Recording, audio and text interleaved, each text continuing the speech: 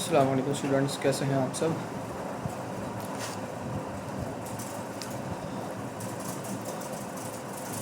जैसे कि हमने पहले चाकरा के सेशंस लिए थे, लाइव सेशंस, और हमने उसमें चाकरा कवर करवा दिए। और उम्मीद है आपको बिल्कुल सही समझ में आ गई होगी वो।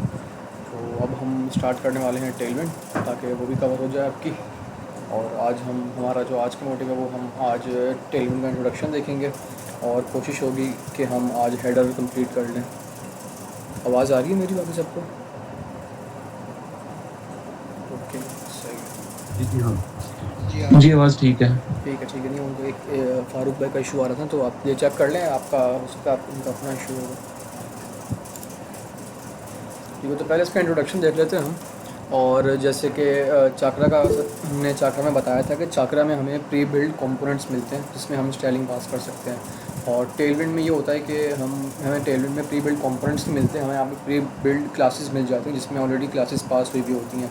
और हमें अलग से फ़ाइल बना के और क्लासेस दे के उनको टारगेट नहीं करना पड़ता। हम जस्ट कंपोनेंट के आगे उसकी जो क्लास देंगे उसमें ऑलरेडी स्टाइलिंग पास हुई भी होगी, तो हम उसको डायरेक्टली यूज़ कर सकते हैं।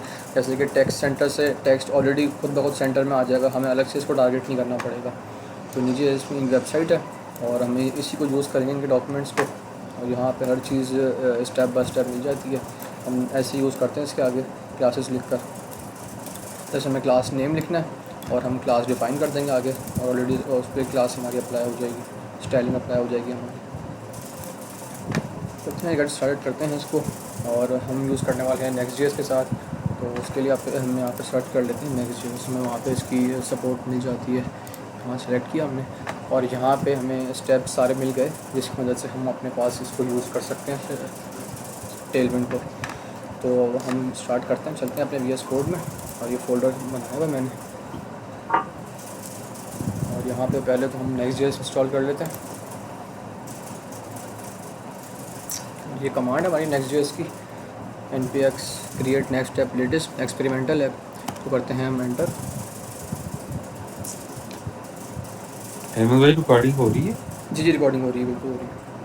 अच्छा, दूसरा मैंने एक बात पूछनी थी। जी।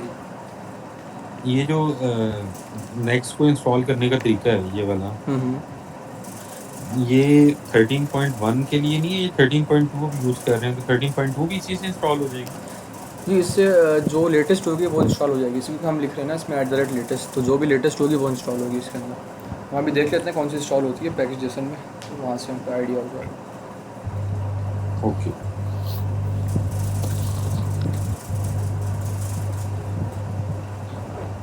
अच्छा अहमद भाई जूम करके रखें। भाई जूम,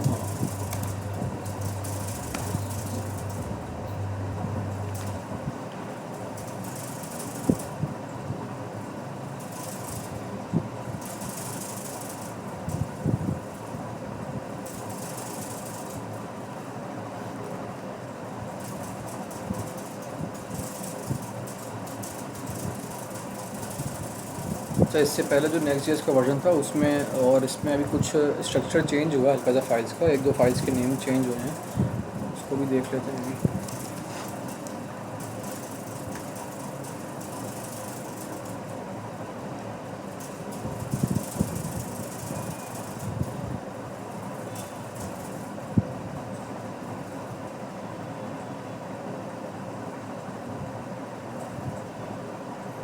ठीक है, तो ये इंस्टॉल हो गई है।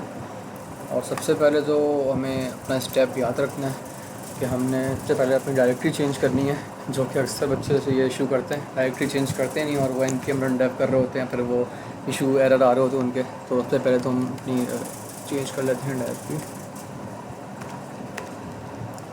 सही है, ठीक है। अब चलते हैं इसके स्ट्रक्चर को समझते हैं पहले हम। अच्छा, तो इसमें सिर्फ एक ये API के अंदर जो हमारी फाइल है root.ts, इसका नेम चेंज हुआ है एज सच, और इसके अलावा कोई डिफरेंस हमें देखने को नहीं मिलता। और हमारा वही सेम है, सोर्स SRC का फ़ोल्डर, उसके अंदर हमारा ऐप का फ़ोल्डर, और फिर हमारी वही सारी फाइल्स हैं, layout.tsx, हेड हेड का टैग page.tsx। चला गया। हाँ, हेड का टैग चला गया, हाँ, ये तो देखा ही नहीं। सही है, इसमें हेड का हेड का टैग लगा लेआउट हमें में। अभी चेक की नहीं है, बिट आई ना ये मेटा डेटा वाली, इसको हम component as a component use कर सकते हैं। मतलब अभी लेटेस्ट ही इनका ये फीचर आया है मेरे ख्याल है।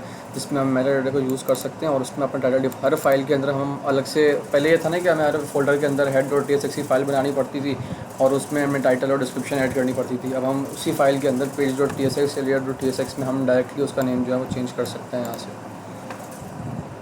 ठीक है, तो नेक्स्ट जैसे हमारी इंस्टॉल हो गई है, हम पहले ना इसको चेक कर लेते हैं। ये हर पेज में सेपरेट होगा जी जी जी, हर पे अगर आप ये जो हम मेटा हर डाटा बिल्कुल, अगर हम हर पेज का नेम चेंज करना चाहते हैं, जो टैब पे हमारा टाइटल लिखा हुआ है हम वो चेंज करना चाहते हैं, तो फिर हम वो चेंज कर सकते हैं हर पेज का। अब जिस तरह ये लेआउट पे है तो ये सारे पेज पे अप्लाई होगा वैसे। बिल्कुल ऐसा ही है। अभी लेआउट तुम्हारी ये फाइल होती है, जो लेआउट हमारा हर पेज पे फॉलो होता है ना, ये वो वाली फाइल होती है लेआउट वाली फाइल। तो इसमें हम जो भी लिखेंगे हमारा वही स्ट्रक्चर सारे उस पर फॉलो होगा।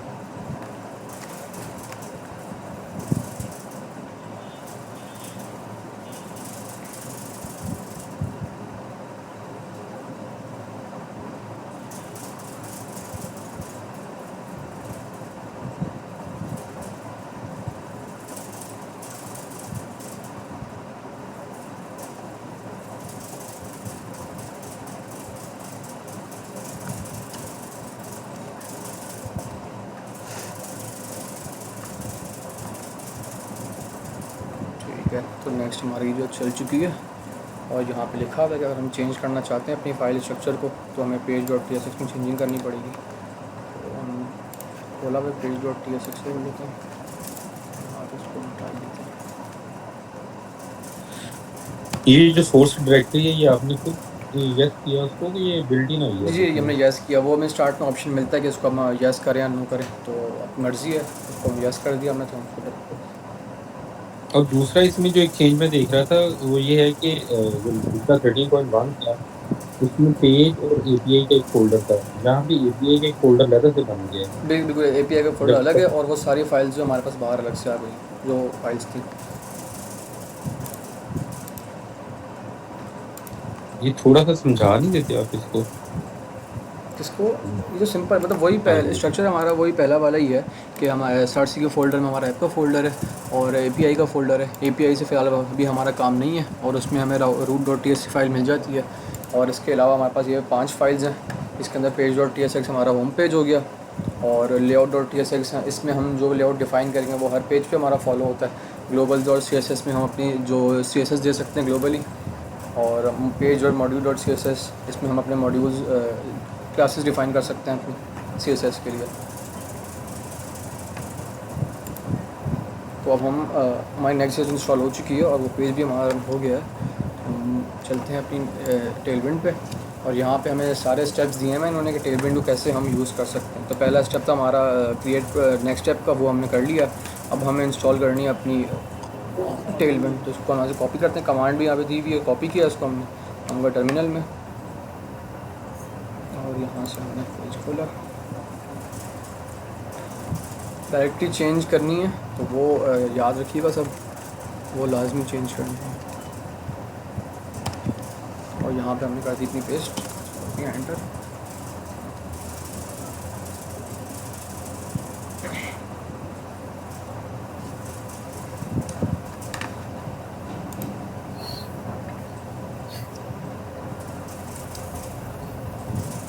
ठीक है, तो टेलविंड हमारी इंस्टॉल हो गई है और अब पैकेज.json में चले हम लोग।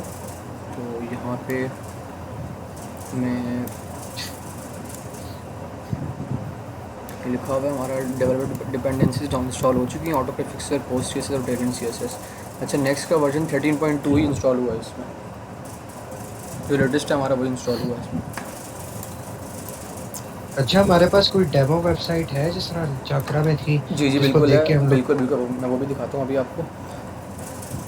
ठीक है, और इसके बाद हमारा सेकंड स्टेप है, हमें ये अपनी एक और कमांड चलानी है टेलविंड की, इससे हमें टेलविंड की कॉन्फ़िग फाइल बन जाएगी। इसको भी करते हैं पेस्ट और एंटर।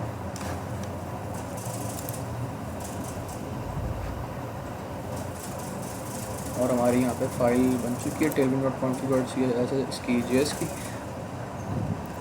ठीक है, ये स्टेप भी हमारा हो गया। अब थर्ड स्टेप हमारे पास आता है जो हमारा मेन स्टेप है, इसको हमने याद रखना लाजमी कि हमारी जो ये tailwind.config.js जो है, इसमें हमें कंटेंट के अंदर वो फोल्डर की डायरेक्टरी ऐड करनी पड़ेगी जिसमें हम टेलविंड यूज़ करना चाहते हैं। तो हम यहाँ से कॉपी कर लेते हैं और मैं आपको दिखाता हूँ किस तरीके से। कंटेंट के अंदर हमने कर दिया इसको पेस्ट, और हमारा मेन फोल्डर जो है वो SRC है, ऐप नहीं है। तो ऐप को हम चेंज कर देते हैं SRC के अंदर, कि SRC के अंदर हमने अपनी इनिशलाइज़ करवा दी कि हमारी टेलमेंट जो है SRC के अंदर हम कोई भी कहीं भी टेलमेंट यूज़ करेंगे तो हमारी वो यूज़ हो जाएगी। इससे ये होता है। हमारा ये वाला स्टेप भी हो चुका है, और उसके बाद हमारा एक और फोर्थ स्टेप जिसमें हमें global.css में ये तीनों चीज़ें, ये तीनों हमें यहाँ पे रखने पड़ेंगे। तो कॉपी करते हैं, हम चलते हैं SRC में, ग्लोबल में, और यहाँ पे हम करते हैं उसको पेस्ट। ठीक है, उसके बाद स्टेप वही है, हमने फिर अपना प्रोग्राम रन करना है। तो हम रन प्रोग्राम हमने किया हुआ ऑलरेडी, हम चेक करते हैं कि हमारा टेलमेंट इस पर अप्लाई हुई भी है या। चलते हैं अपना, इसको बंद कर देते हैं ऊपर से। page.tsx में आ गए हम लोग। उसकी जगह पर हम लिखते हैं सिंपल हेडिंग। अच्छा, एक और चीज़ याद रखिएगा कि अभी मैं एक मिनट दिखाता हूँ आपको। लिखते हैं हेलो वर्ल्ड। अब देखें यहाँ पे हमने सिंपल क्लास नेम देनी है।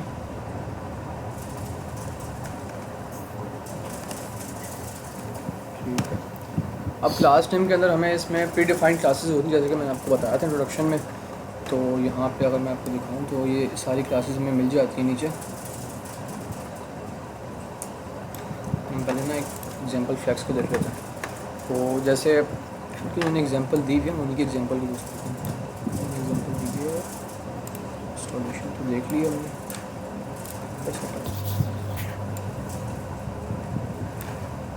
डेमो वेबसाइट दिखा दें। जी, मैं वो भी दिखा देता हूँ। एक एग्जांपल दी हुई थी, एग्जांपल जी ठीक है, ये रही एग्जांपल। अब देखें, अब हमारे पास ये है एक,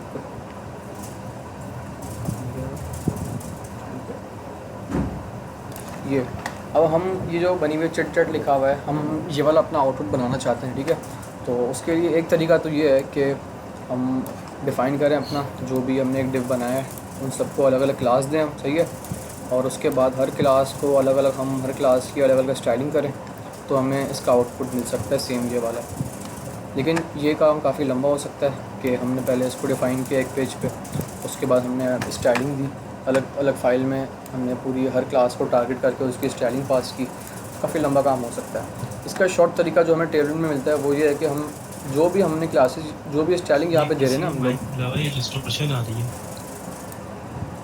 तो जो भी हमने यहाँ पे क्लास बनाई हुई जैसे डिस्प्ले फ्लेक्स, तो इसमें हमें एक क्लास मिल जाती है फ्लेक्स। अगर हम वो क्लास क्या क्लास नेम में फ्लेक्स लिख देंगे तो हमारे जितने भी अंदर कंपोनेंट्स हैं सबको फ्लेक्स मिल जाएगा, हमें अलग से उसको स्टाइलिंग पास नहीं करनी पड़ेगी। तो जैसे ये इसका शॉर्टकट है, हमें इससे भी सेम यही आउटपुट मिल सकता है।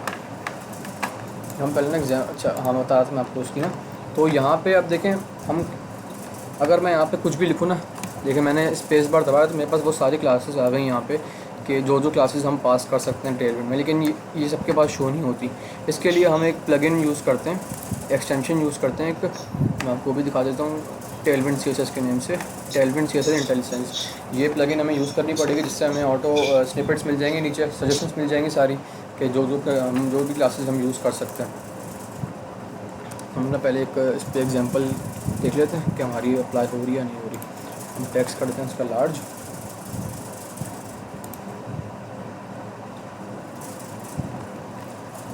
और इसको हम फॉन्ट बोल्ड कर देते हैं। फिर ये प्लगइन है, दोबारा बताइएगा आपने कौन सी प्लगइन बताई? मैं बता देता हूँ आपको।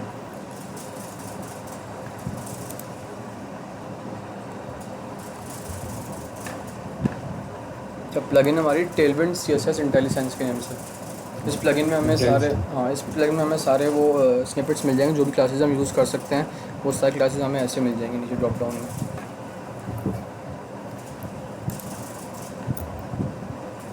सर ये चाकरा और टेलमेंट के दरमियान डिफरेंस क्या है मुझे? तो चाकरा में तो हम कंपोनेंट्स मिलते हैं ना, चाकरा में अलग कंपोनेंट्स बने हुए होते हैं और उसमें स्टाइलिंग हम जैसे पास करते हैं, सिंपल वही स्टाइलिंग पास करते हैं एज अ प्रॉप्स। टेलमेंट में क्या, टेलमेंट में हमें कोई अलग फाइल बनानी नहीं पड़ती, कोई हमें एक अलग पैकेज इंस्टॉल नहीं करना पड़ता। इसमें हम बस डायरेक्टली उसको क्लासेस देके हर चीज़ हम देखें। अगर मैं इस पर होवर करूँ तो लिखा हुआ है टेक्स्ट लार्ज के अंदर क्या है, हमें ऑलरेडी फ़ॉन्ट साइज़ पास हुआ हुआ है 18 पिक्सल्स का, और लाइन हाइट पास हुई है 28 पिक्सल्स की, तो हमें अलग से उसको पास नहीं करनी पड़ेगी, वो ऑटोमेटिकली यहाँ पे पास हो जाएगी।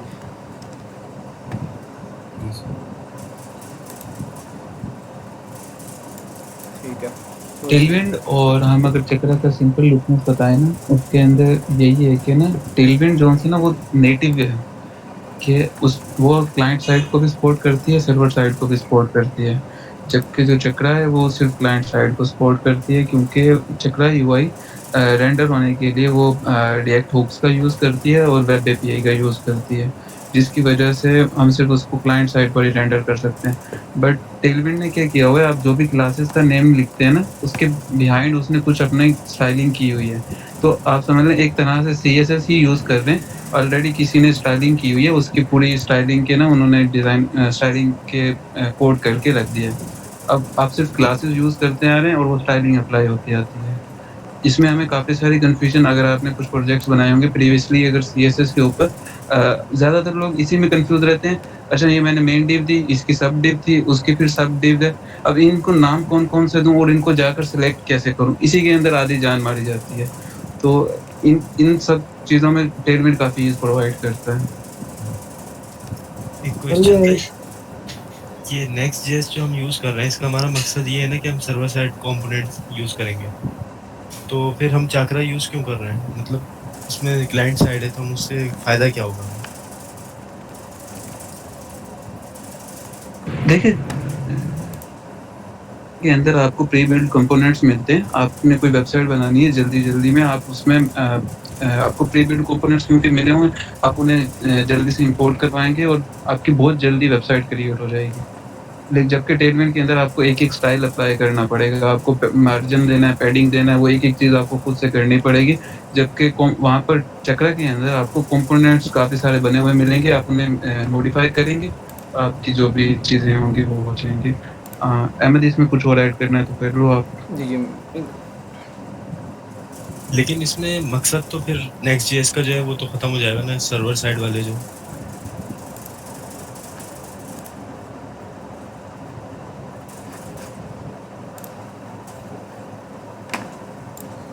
अस्सलाम वालेकुम रहमतुल्लाहि व बरकातुहू। सर फिर हम ये कह सकते हैं कि चक्रा जो है ये जैसे बूट स्ट्रैप है उसके अंदर बूटस्ट्रैप में तो सर बिल्ट इन लाइब्रेरीज हैं, वो तो जस्ट आप कॉपी पेस्ट करें तो आप सारा कोड जो है ना उसको यूटिलाइज कर सकते हैं। लेकिन इसमें तो हमें कंपोनेंट कोड डेवलप करने पड़ते हैं चाकरा के लिए।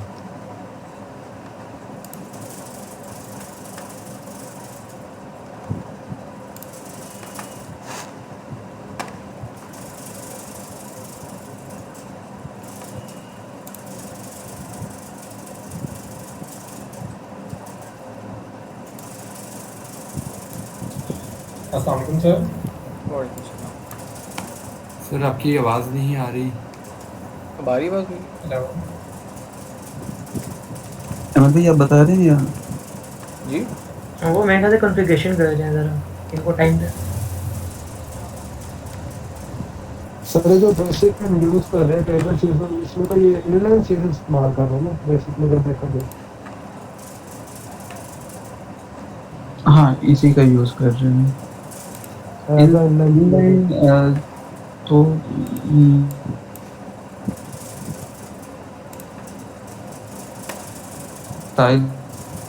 स्टाइल का हम जो एट्रीब्यूट है उसको क्लास नेम की जगह स्टाइल टैग यूज़ कर रहे थे। नहीं, क्लास भी तो जब हम क्लास सिलेक्ट करते हैं वो अलग फाइल में जाकर सिलेक्ट करते हैं, तो लेकिन जब हम इनलाइन यूज़ कर रहे होते हैं, इनलाइन के अंदर हम स्टाइल का एट्रीब्यूट यूज़ करते हैं, तो वो स्टाइल का एट्रीब्यूट तो हम यूज़ ही नहीं कर रहे हैं।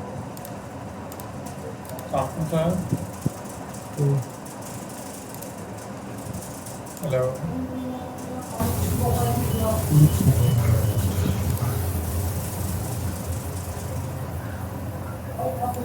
हेलो।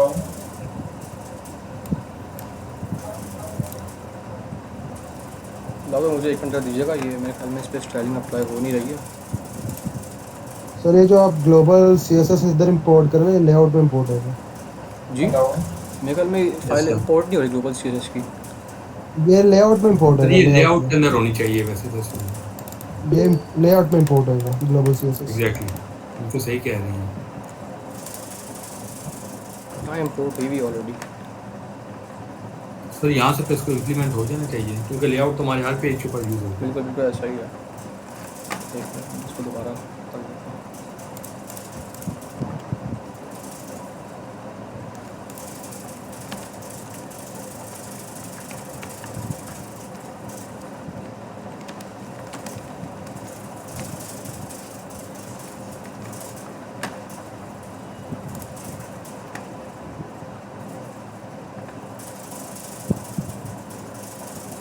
ठीक है, सर्वर रीस्टार्ट होने के बाद मेरा चल गया। ये वही चेक कर चेक कर लेते हैं। असल में मेरे स्टोरेज सिस्टम में इशू है। चाकरा के सेशन में भी काफ़ी लेट मेरी अप्लाई हो रही थी, स्टाइलिंग अप्लाई। अभी कोई इशू है, चेक कर लेते हैं इसमें।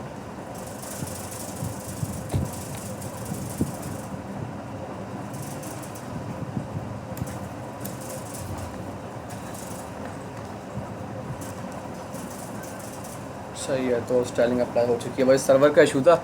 अगर आप स्टेप्स सही फॉलो किए आप लोगों ने, ये स्टेप्स फॉलो करिएगा। लेकिन अक्सर होता है कभी कभार हमारी जो सर्वर तक हमारी पहुंचती नहीं, तो उसके लिए आप एक बार सर्वर को रिस्टार्ट कर लें, तो हमारी जो भी स्टाइलिंग है वो अप्लाई हो जाएगी। अभी मेरी स्टाइलिंग अप्लाई नहीं हो रही थी, जैसे ही मैंने स्टाइलिंग अप्लाई इसमें सर्वर रिस्टार्ट किया तो मेरी स्टाइलिंग अप्लाई हो चुकी है। आपको अब चलते हैं, हम इसमें अपनी स्टाइलिंग देते हैं। जैसा कि मैंने आपको बताया कि हमें वो एक्सटेंशन इंस्टॉल करनी पड़ेगी, जिससे हमें सारी नीचे जो भी हमारी स्टाइलिंग पास कर सकते हैं वो सारी नीचे हमें सजेशन से मिल जाएंगी, हम वहाँ से सेलेक्ट कर सकते हैं। नहीं तो फिर हमें सारी क्लासेस खुद लिखनी पड़ेंगी, तो उसके लिए बेस्ट है कि आप इसको इंस्टॉल कर लें, इससे फिर हमें इजीली मिल जाएगा। स्टाइलिंग पास करते हैं इसमें, आप देखें इसमें अप्लाई हो रही है। मैं टेक्स्ट 4x लिखा, 4x लार्ज दिया तो यहाँ पर अप्लाई हो गई। इसको हम और देते हैं, बोल्ड कर देते हैं इसको, तो यहाँ पर नीचे हमें मिल गया फ़ॉन्ट बोल्ड। सेलेक्ट किया इसको हमने, यहाँ पे आए और हमारी इस पर स्टाइलिंग बोल्ड अप्लाई हो चुकी है। मतलब कि टेलविंड हमारी बिल्कुल परफेक्टली वर्क कर रही है। सिर्फ वो एक हमारा रिस्टार्ट का इशू था, तो हमने उसको रिस्टार्ट किया और वो हमारा बन चुका है। हर दफ़ा में रिफ्रेश करना पड़ता है? नहीं रिफ्रेश नहीं करना पड़ेगा, नहीं रिफ्रेश नहीं करना पड़ेगा। देखिए तो बहुत ऑटो लाइव सर्वर की तो अप्लाई नहीं नहीं हो रही अप्लाई। देखिए मैंने अभी मैं बैकग्राउंड दिया, मैंने चेंज किया, मैं इसको रिफ्रेश नहीं कर रहा पेज, वो ऑर्डर दिया उसको फैच कर लेगा। होता है अक्सर ऐसे, देखा ऑटोमेटिकली फैच कर लिया उसने। कभी कभार ऐसा हो जाता है कि वो फैच नहीं कर पाता, लेकिन अक्सर लाइव सर्वर से ऑटोमेटिकली उसमें चेंजेस अप्लाई हो जाती हैं। अब जगह इसमें ऑलरेडी अप्लाई हो चुकी है, हमें चेंज नहीं करनी पड़ी। अब इसमें हमें हर स्टाइलिंग के लिए एक शॉर्ट एब्रीवेशन मिल जाती है। तो अगर मैं आपको इसकी स्पेसिंग या पैडिंग्स की दिखाऊं, जो सबसे ज़्यादा हमारा कॉमन चीज़ें यूज़ होती है, तो ये पैडिंग मार्जिन। अब पैडिंग मार्जिन हम कैसे यूज़ करते हैं, P-0 लिखेंगे तो 0 पिक्सल पास होगा, और PX0 मतलब कि पैडिंग लेफ़्ट और राइट, एक्स एक्सिस पे लेफ़्ट और राइट पे 0 पिक्सल। हम इस तरीके से इसमें स्टाइलिंग पास कर सकते हैं। अब थोड़ा सा और नीचे करके दिखाऊंगा आपको। हेमंत भाई आपकी आवाज़ नहीं सही आ रही।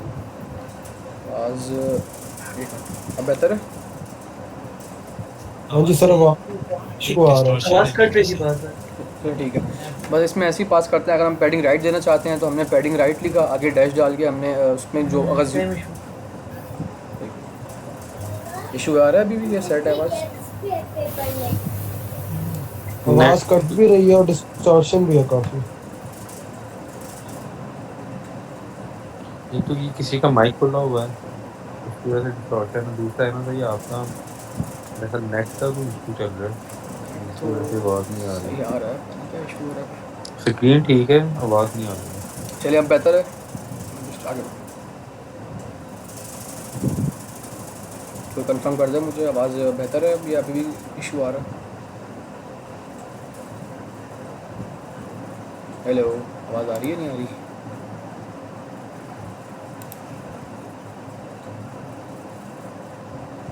हेलो, आवाज़ आ रही है कोई यार, कोई तो बताओ यार, चैट में कोई बता दो।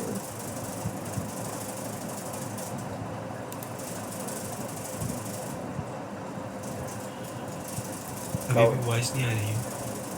आवाज़ आ रही है मेरी? अब ये आवाज़ नहीं आ रही? यहाँ पे तो शो हो रहा है कि आवाज़ जा रही है, पर आप लोग तो आवाज़ पहुँच नहीं रही क्या?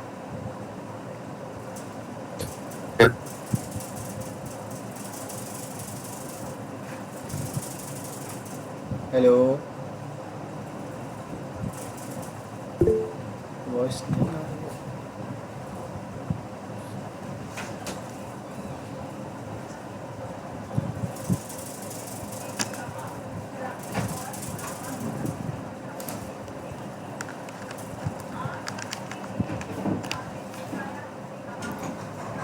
आवाज़ आ रही है मेरी अब?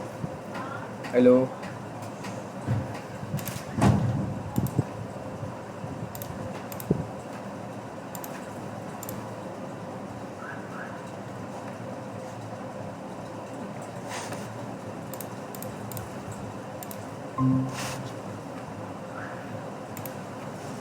आवाज़ आ रही है मेरी अब? नहीं आ रही आवाज़। यस सर, आवाज़ नहीं आ रही। आवाज़ अभी भी नहीं आ रही?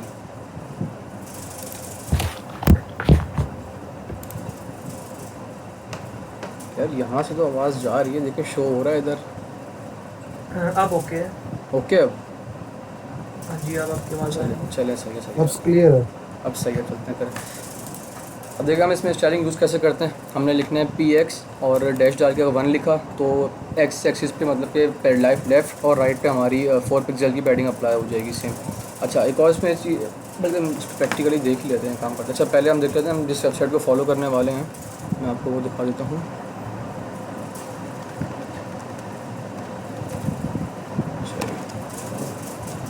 ये वेबसाइट है जिसको हम अपने सेशंस में फॉलो करेंगे।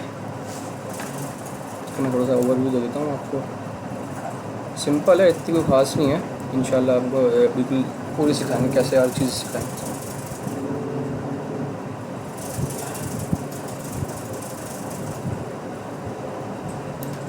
इसको ही फॉलो करने वाले हैं। अब यहाँ तक किसी ने कुछ पूछना है वेबसाइट के हवाले से या टेलविंड के हवाले से तो वो पूछ ले, फिर हम आपने एनिमेशन भी लगाए ना अभी? नहीं अभी नहीं, एनिमेशन नहीं लगा, मैं एनिमेशन नहीं अप्लाई किया इसमें।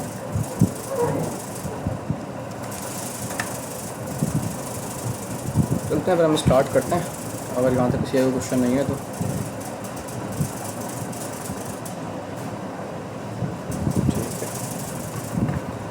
तो स्टेप्स इसमें भी सेम ही हैं जो हमने चाकरा में यूज़ किए बनाए थे कि हमने page.tsx में तो हमारा मेन पेज होम पेज होता है और हमारा हेडर और फुटर जो होता है वो हर पेज पे होता है, तो उसको हम layout.tsx में रखते हैं। और स्टार्ट हमने वहीं से किया था कि हमने जो भी कंपोनेंट्स रखने उसके लिए हम एक अलग फोल्डर बनाते हैं कंपोनेंट्स का,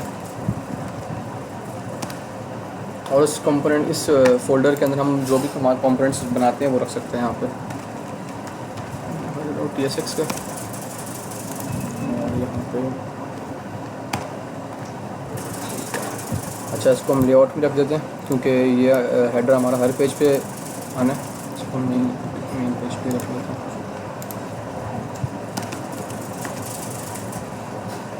चेंज स्निपेट आ गई है हमारे पास कि हम उसको ऐड करेंगे, ऑटोमेटिकली वो उसको इंपोर्ट भी करवा देगा और यहाँ पे वो चल चुका है page.tsx से दिखा चलते हैं। तो यहाँ पे हमारा हेडर जो है वो शो हो चुका है और अब हम इसी में करनी है चेंजेस हमने। तो हम इस लाइन को फ़िलहाल यहाँ से इसकी स्टाइलिंग को हटा ही देते हैं। हमारा काम जो है वो सिर्फ header.tsx में ही है, सिर्फ इसी को खोल लेते हैं हम लोग, पहले से कुछ नाम बंद ही कर देते हैं। ठीक है, सिंपल है। यहाँ पे क्या है, हमारा एक हमारी जो है एक मेन डिव है और उसमें हमारे पास 3 कंपोनेंट्स हैं हमारे। एक हमारा लोगो, फिर हमारा एक डिव जो है वो है मेन्यू आइकन्स का, और थर्ड जो है वो आता है हमारा बटन का। तो सेम वही है, हम फ्लेक्स यूज़ कर सकते हैं इसमें, हम सिंपल ग्रिड भी यूज़ कर सकते हैं लेकिन हम फ्लेक्स यूज़ करेंगे। तो इसको स्टार्ट करते हैं। सबसे पहले हमारा एक मेन डिव बनना है जिसमें हम बाकी सारे डिव्स को रखेंगे और इस डिव के अंदर हमारे 3 डिव्स आएंगे। इसमें से एक डिव हमारा लोगो का है और फिर इसी तरीके से एक मेन्यू आइटम्स का और एक बटन्स का। इसमें हम रखते हैं अपने टीम डिव।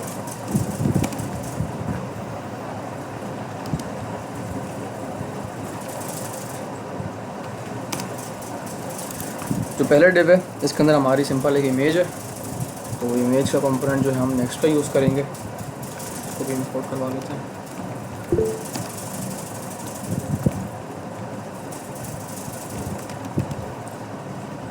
और इसके अंदर हम SRC, इसमें हम अपना लोकेशन जो अपनी जो भी इमेज हम ऐड करना चाहते हैं वो देंगे इसके अंदर।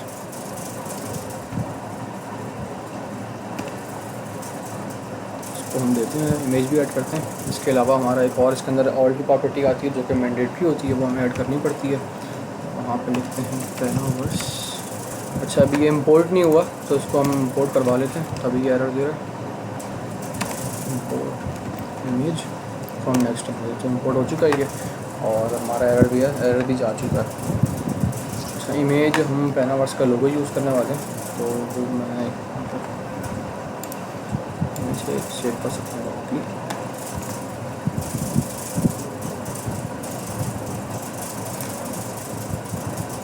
सेव नहीं हुआ ऐसे,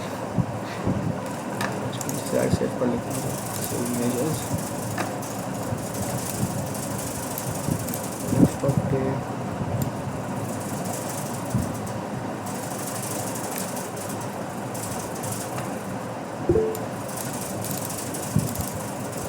पब्लिक फोल्डर में हमें सेव करना है इसको।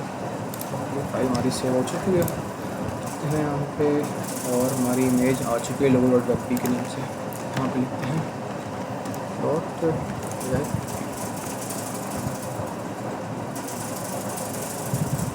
अच्छा, हाइट और विड्थ भी हमें देनी पड़ेगी, वो मैंडेटरी हैं तो प्रॉपर्टीज़ भी। तो हम इसकी हाइट और विड्थ दे देते हैं, 120 की विड्थ देते हैं, और हाइट भी मैंडेटरी है। अगर मैं विड्थ ऐड कर दिया वहाँ पे एरर आएगा कि अब आपको हाइट भी ऐड करनी पड़ेगी। देखा हाइट, तो हम सेम हम हाइट भी देनी पड़ेगी इसको, और हाइट भी इसको हम सेम ही दे देते हैं 120 की। चेक करता हमारी इमेज शो हुई। सर अगर हम इसको इंपोर्ट करवा लें ना इमेज को, तब भी देनी पड़ती है? हाँ बिल्कुल, हाँ वो तरीका भी सही है कि हम ऊपर किसी वेरिएबल में उसको इंपोर्ट करवा के यहाँ पे डायरेक्टली यूज़ करें, वो भी कर सकते हैं। लेकिन हमने ये शॉर्ट लिखता है, शॉर्ट ही होता है ये, तो हम इसको यूज़ करेंगे।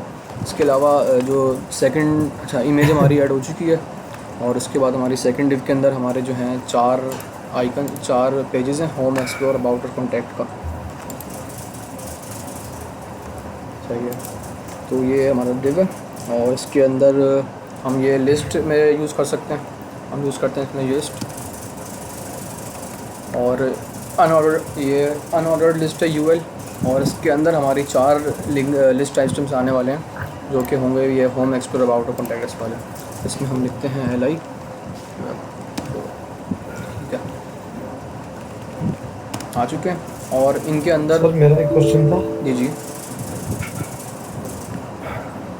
सर आप हैमबर्गर मेन्यू यूज़ कर सकते हैं इधर अभी? हम बिल्कुल यूज़ कर सकते हैं, लेकिन वो भी हम यूज़ करेंगे रिस्पॉन्सिव, जब हम इसको रिस्पॉन्सिव करें तब हम उसको भी यूज़ करेंगे, हैमबर्गर मेन्यू को भी।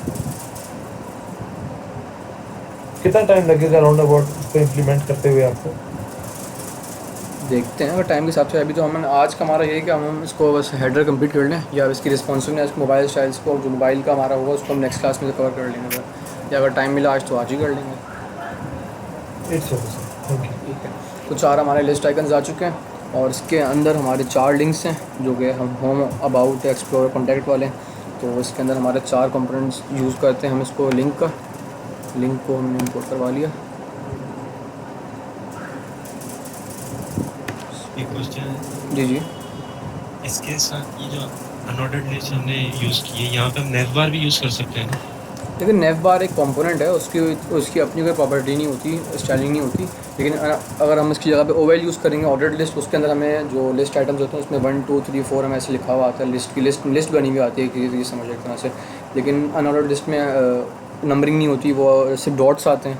तो हम नेव भी यूज़ कर सकते हैं, लेकिन वो नेव एक अलग चीज़ है, लिस्ट आइटम्स को हम अनऑर्डर्ड लिस्ट के अंदर रखते हैं। सही। तो इसके अंदर अब हमें एक और SRC पास कर, हरफ पास करना पड़ेगा, जिसमें हम अपने पेजेस का लिंक देंगे। और क्योंकि पेजेस तो अभी हमने बनाए नहीं हैं, तो इसलिए हम इसमें सिंपल वो पास कर देते हैं कि सर ये हम बताइएगा। जी सर ये जैसे आपने कंपोनेंट जो है सोर्स फोल्डर में बनाया है, ठीक है। क्या हम इस कंपोनेंट्स के फोल्डर को जो है, जैसे ये पैना का फोल्डर है, इसमें बना सकते हैं और वहाँ से यूज़ कर सकते हैं, या इंपोर्ट करना होगा? देखिए पैना का फ़ोल्डर अलग है। वो पैना पे अभी अब हमारा मेन फ़ोल्डर जो है वो टेलविंड लाइव वाला है फ़ोल्डर है। पैना वो भी हम हटा दें, हमारा मेन फ़ोल्डर टेलविंड लाइव है। जी बस उसको हमें टेलविंड लाइव के अंदर रख सकते हैं, लेकिन फिर आपको उसका पाथ सही ऐड करना पड़ेगा। वहाँ पर टेलविंड CSS में नहीं, जो हम इसको इंपोर्ट करवाएंगे तो किसी भी अपने कंपोनेंट में इंपोर्ट करवाएंगे तो उसका पाथ हमें सही ऐड करना पड़ेगा। ठीक। क्योंकि सर मैंने ट्राई किया था, लेकिन ये कि ये टेलविंड वहाँ पर इम्प्लीमेंट होने में मुझे थोड़ी ट्रबल आ रही थी। हाँ, नहीं, मुझे यही अंदाजा होता है। ये भी ये तो है ना, क्योंकि हमने जो टेलविंड अप्लाई की है, हमने लेआउट में लिखा है जो है उसमें पैक, हमने अपनी tailwind.config वाली फाइल में हमने SRC का ऐड किया, तो आपको फिर वो अलग से कंपोनेंट का ऐड करना पड़ेगा। यहाँ तक कहाँ शो हो रही है हमारे, ठीक है। तो अभी ये सारे आइटम्स हमारे एक के नीचे एक शो हो रहे हैं, लेकिन हम चाह रहे हैं कि सारे एक लाइन के अंदर आएँ। तो उसके लिए हम जो हमारी UL है हम उसको क्लास देते हैं, और इसको हम क्लास देते हैं फ्लेक्स की। फ्लेक्स से हमारे सारे आइटम्स जो हैं फ्लेक्स में आ जाएंगे, फ्लेक्स में आ चुके हैं। और इसके अलावा ये हमारा जो लोगो है उसी के नीचे हमारे जो लिस्ट आइटम्स हैं वो आ रहे हैं हमारे मेन्यू, लेकिन इसको भी हम चाह रहे हैं कि हमारा एक ही लाइन के अंदर आए ये भी। तो उसके लिए फिर हम अपने जो हमारा मेन डिव है हम उसको फ्लेक्स दे देंगे।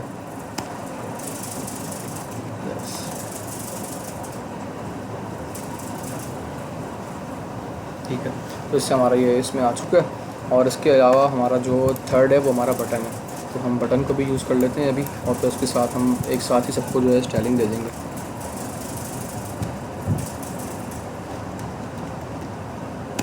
बटन आ गया हमारा। एक क्वेश्चन है मेरा, जी जी ये अभी ये जो आपने बटन्स हमने ऐड किए जी। नहीं, ये लिंक्स जो हमने ऐड किए ये टॉप पे आ रहे हैं डिव के अंदर, तो इसको हम सेंटर करने के लिए जस्टिफाई कंटेंट जी जी अभी वो भी देखेंगे, वो भी अप्लाई करेंगे। सही क्योंकि ये मैं भी यूज़ कर रहा था वो सही हो नहीं रहा। नहीं अभी वो भी देख लेते हैं इंशाल्लाह। हमारा बटन आ चुका है, लेकिन बटन में कोई स्टाइलिंग पास नहीं हुई भी, तो हम पहले ना बटन को ही स्टाइलिंग पास कर देते हैं। और बटन को हम बैकग्राउंड देते हैं ब्लू का, जो कि हमने वही जब हमने वहाँ पे कलर यूज़ किया। ब्लू का हम देते हैं 600। और इसके अलावा बटन का कलर मिल गया नहीं मिला,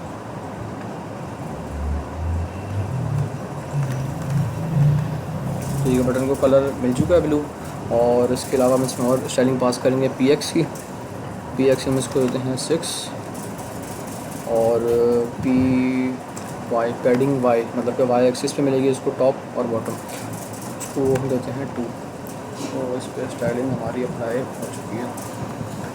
और थोड़ी चेंजेस करते हैं इसमें, और इसको हम टेक्स्ट का कलर चेंज करते हैं। टेक्स्ट इसको हम दे देते हैं वाइट अप्लाई हो जाएगा।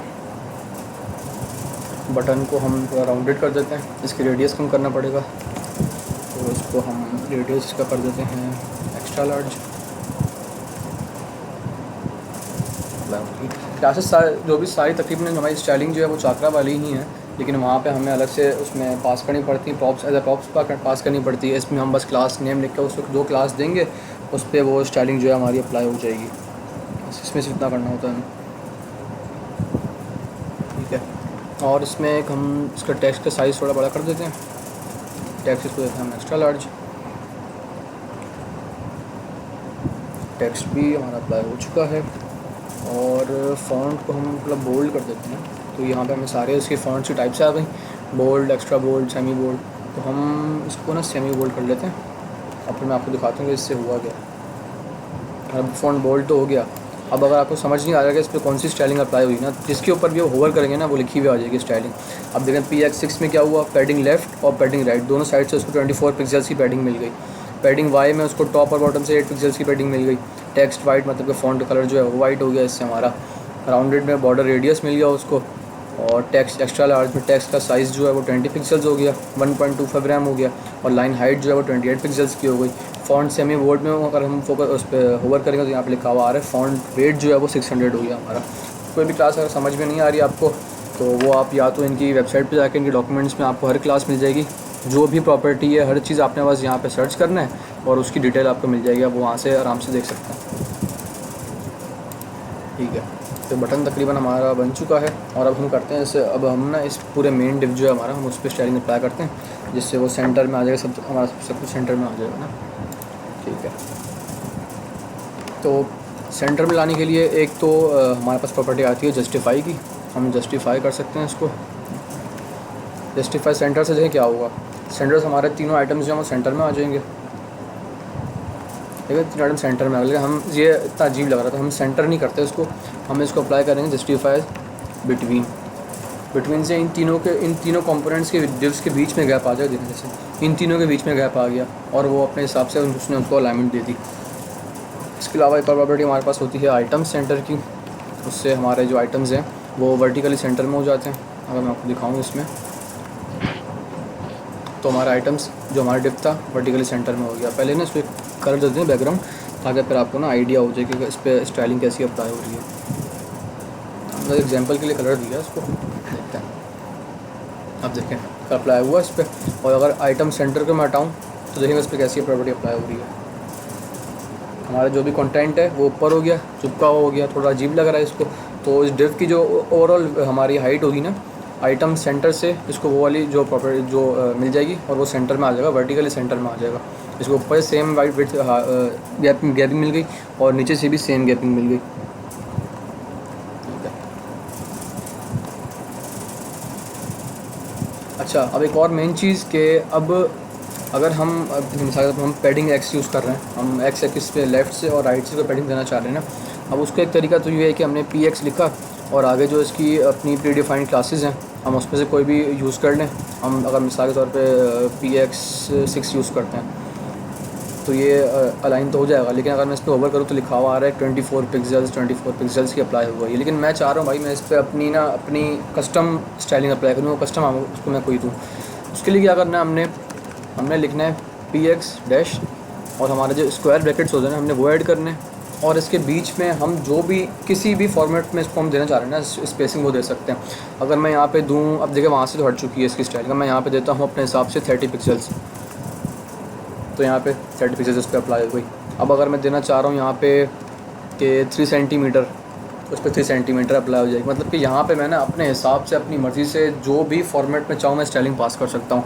लेकिन अगर हम अपने चाकरा के चाकरा बोलूँ टेलविंड की अगर प्री डिफाइंड यूज़ करना चाह रहे हैं तो उसके लिए जो हमें सजेशन मिल रही है PX आगे डैश, और फिर हम जो भी लिखेंगे उसमें वो वाली हमारी स्टाइलिंग अप्लाई हो जाएगी। 7 करते हैं PX7, और इस पर स्टाइलिंग अप्लाई हो चुकी है, थोड़ी सी और इसको बढ़ा देते हैं, PX9 करके देखते हैं। सही है, तो हाँ अब सही है। अच्छा, और इसको ना पैडिंग वाई भी दे देते हैं। पैडिंग वाई इसको 4 कितना हो रहा है, 4 से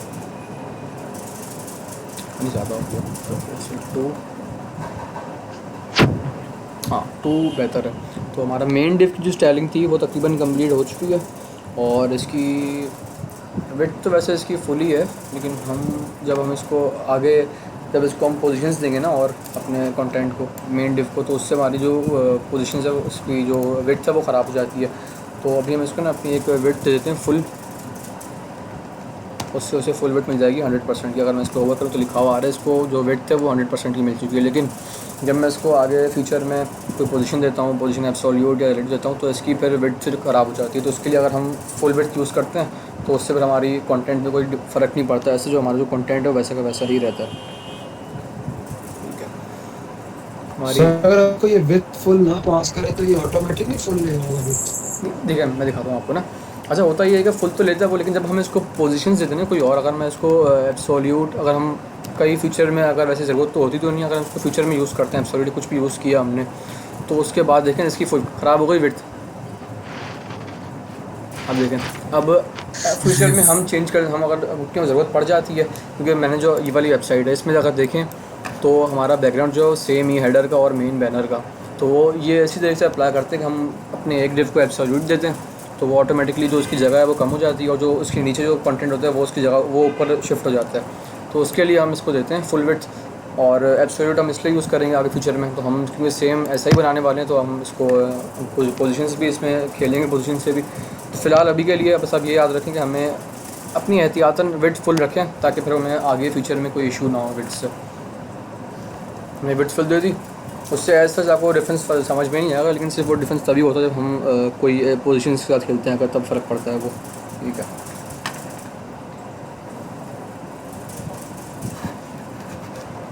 तो इमेज भी हमारी सेट है। अब हम आते हैं अपने मेन्यूज़ के ऊपर, अब इसको हम थोड़ा सेट करते हैं। जहाँ तक किसी का कोई इशू है तो वो पूछ ले, और अगर कोड समझ में आ रहा है मैं थोड़ा और जूम कर दूँ इसको।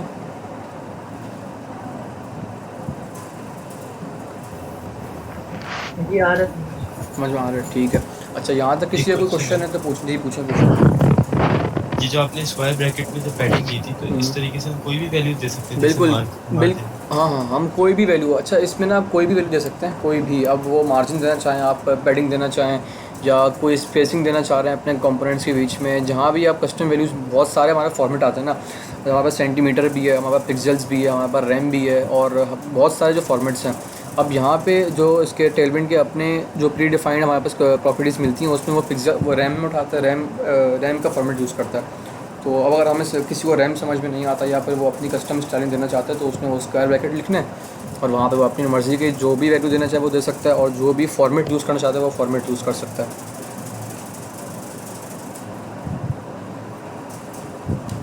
मेरे ख्याल से समझ में आ गया होगा आपको अब यहाँ पर किसी जी, को सही। ठीक है, कोई और कुछ पूछना चाहता है वही पूछ ले।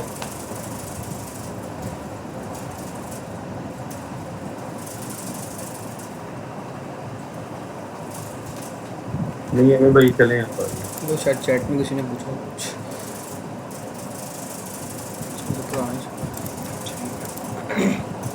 तो हम चलते हैं अपने जो हमारे मेन्यू आइटम बनाए हैं हमने और उसमें हम स्टाइलिंग अप्लाई करते हैं। अब तो हमारा जो यूएल है हमने इसको फ्लेक्स दिया था जिससे हमारे जो भी हमारा कंटेंट था वो सब लाइन में आ गया था। अब इसमें हम ना करते हैं अप्लाई और इसको पहले तो हम ना थोड़ी पैडिंग वाई तो सही है, पैडिंग एक्स थोड़ी कम है इसकी ना, तो उसके लिए हम इसमें एक प्रॉपर्टी यूज़ कर सकते हैं स्पेसिंग एक्स की। अब देखें यहाँ पे अगर मैं स्पेसिंग एक्स 4 करता हूँ तो एक्स एक्सिस पे इन सब के बीच में गैप आ गया। अगर मैं इस पर होवर करूँ तो यहाँ पे लिखा हुआ अच्छा इसने वन रैम की ही इसने रैम में उठाई है इसने प्रॉपर्टी इसकी फॉर्मेट। तो अब किसी को रैम समझ में नहीं आ रहा तो हम देते हैं इसमें अपनी कस्टम स्टाइलिंग और मैं यहाँ पे लिखता हूँ 20 पिक्सल्स, तो उसने 20 पिक्सल उठा लिया। अपने हिसाब से आप जो चाहें वो दे सकते हैं। मैं यहाँ पे लिखता हूँ 40 पिक्सल्स,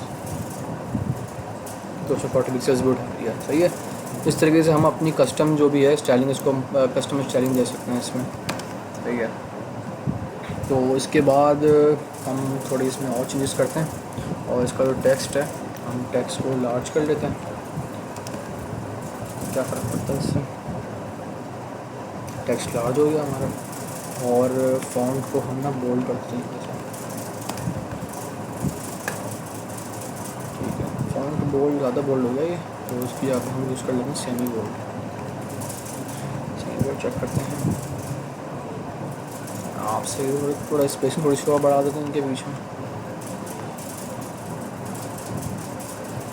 तो स्पेसिंग भी हमारी इसमें सेट हो चुकी है।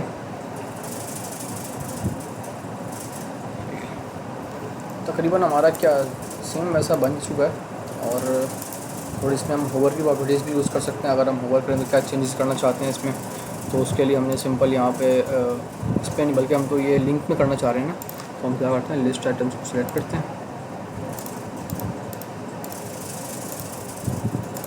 और इसको अब हम टारगेट करते हैं क्लास नेम से और यहाँ पे हम चाह रहे हैं कि जब हम होवर करें तो इसका जो कलर है वो चेंज हो जाए। हमने सिंपल वही होवर की जो प्रॉपर्टी जो स्निपेट मिल गया वो सिलेक्ट करना है और इसके आगे अब हमने जो भी प्रॉपर्टी हम चेंज करना चाह रहे हैं होवर के बाद हमने वो लिख देना है। तो हम होवर के बाद इसका कलर चेंज करना चाह रहे हैं टेक्स्ट का, तो हमें लिखना है टेक्स्ट और जो हम अपना फॉर्मेट यूज़ कर रहे हैं वो ब्लू यूज़ कर रहे हैं, जो बटन हमारा जो थीम है ब्लू की है और ब्लू की हम 600 हमने ऊपर भी 600 ही यूज़ किया है ना, कहाँ पे हाँ बटन में 600, तो हम इसको वही चेक करते हैं। अब देखें अगर मैं दोबारा बताएंगे जो आपने मल्टीपल सिलेक्शन किया है एल आई की किस कमांड से किया? अच्छा ठीक है, अच्छा ये इसमें हमें एक बटन है आपका ऑल्ट का बटन जो है हम उस पर क्लिक करके जहाँ जहाँ क्लिक करेंगे वो उन सबको सेलेक्ट करता रहता है। मैंने यहाँ क्लिक किया, ऑल्ट क्लिक करें आप, फिर यहाँ क्लिक कर दें, यहाँ क्लिक कर लें और सबको हम एक साथ पे टारगेट कर सकते हैं। तब देखें इस पर हमारी होवर की प्रॉपर्टीज अप्लाई हो चुकी हैं, हमारा होवर भी काम कर रहा है इसके ऊपर, ऑलरेडी काम कर रहा है हमारा होवर भी। तो जैसे हमने यहाँ पे हमारा होवर काम सेम वही हमने कलर दिया। अच्छा बटन को भी हम चेंजेस अप्लाई कर सकते हैं, तो बटन में भी चलते हैं हम और बटन को हम करते हैं होवर किया और यहाँ पे हमारा जो कलर है बैकग्राउंड का वो चेंज करना चाह रहे हैं हम। हमने लिखा बैकग्राउंड बीजी ब्लू लिखा और थोड़ा कलर कर देते हैं इसका डार्क ताकि फ़र्क पता लगे होवर करने के बाद। ये हमारा पेज खुद ब खुद रिफ्रेश हो चुका है, देखें इसका हमारा कलर जो अप्लाई हो रहा है। अच्छा इस पर हम ट्रांजिशंस भी अप्लाई कर सकते हैं ट्रांजिशन ना हम अप्लाई करते हैं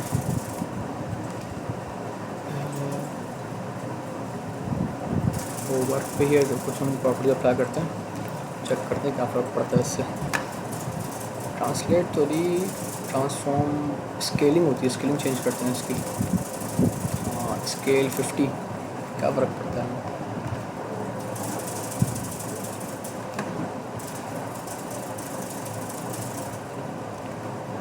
ये अच्छा इसको मोड चेंज कर दूँ, प्रॉपर्टीज थोड़ी बात करते हैं, क्या फ़र्क पड़ता है इससे।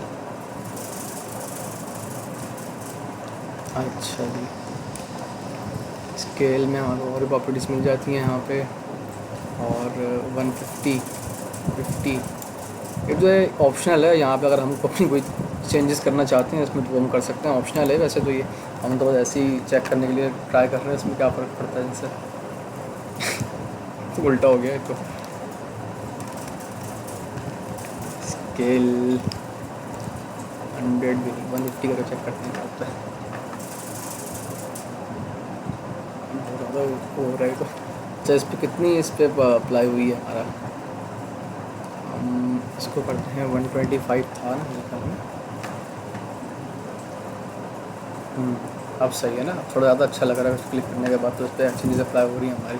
इसी तरीके से हम सर हम यहाँ पर भी कस्टम वैल्यू पुट कर सकते हैं, क्या चीज़। स्क्वायर ब्रैकेट लगा के अपनी वैल्यूज जो होती हाँ हैं बिल्कुल custom। हम अपनी कर सकते हैं, इसमें ट्राई करके चेक करते हैं इसको। 50 पिक्सल्स देखें ये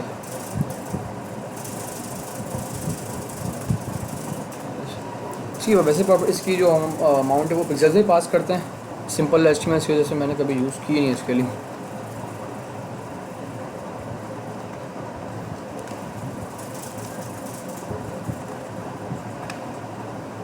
नहीं इसकी अमाउंट हम पिक्सल्स में पास नहीं करते, इसमें अगर मूवर करें तो क्या लिखा हुआ रहा है यहाँ पे।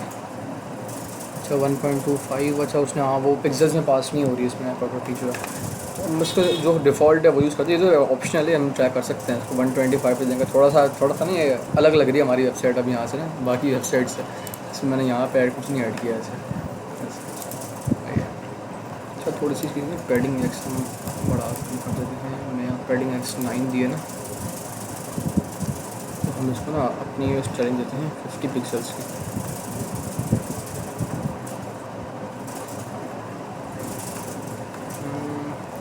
और बस इसी तरीके से हम हर फॉर्मेट जो है हम अप्लाई कर सकते हैं स्क्वायर ब्रैकेट के अंदर लिखकर। और यहाँ पे देखें वो होवर करें तो वो दिखा रहा है कि पैडिंग लेफ्ट 60 पिक्सल्स के पास लग रही है, पैडिंग राइट 60 पिक्सल्स, तो अब थोड़ा बेहतर लग रही है। अब यहाँ तक किसी को क्वेश्चन है तो वो पूछ ले। वो यहाँ पे हमारा हेडर तो तकरीबन रेडी हो चुका है, मैं कोड दिखा देता हूँ सामने आपको। एक सर थोड़ी सी समरी अगर एक दफ़ा दे देंगे ना तो ये कि वो गो थ्रू हो जाएगा पूरा कि कौन से स्टेप क्या चेक किए। सही है। अब मैं ना आपको सारी प्रॉपर्टी समझा देता हूँ जो प्रॉपर्टीज हमने यूज़ की हैं इसके अंदर। जो दूसरा अहमद भाई, ये जो मेन मेन्यू है ये हमने सेंटर में रखा हुआ है। सही है। जिस तरह आपकी जो वो है वेबसाइट जिसे आप देख रहे हैं वहाँ पे ये राइट साइड पे है, बिल्कुल। इसको राइट पे करना चाहें तो उसका क्या तरीका था? और राइट पे कर सकते हैं, मैं बता देता हूँ आपको एक लीजिए। जैसा अगर मैं आपको इस पर होवर करूँ इसको यहाँ से देखिए, इसमें जैसे हमारे सेंटर में स्पेस आ रहा है, मैं जस्टिफाई सेंटर बिटवीन किया होता है ना। अब इसके लिए एक तरीका तो ये है कि हम अपने बटन को जो है ना, अगर आप मेन्यू को राइट पे करना चाहते हैं और बटन के साथ हो तो उसके लिए हम ये चीज़ कर सकते हैं कि हमारा जो बटन है ना, हम बटन को ना ले जाते हैं यूएल के अंदर अपने, फिर वो उस पर हमारी वही सेम प्रॉपर्टी अप्लाई हो जाएगी। हम उसको ना लेकर चलते हैं ऊपर।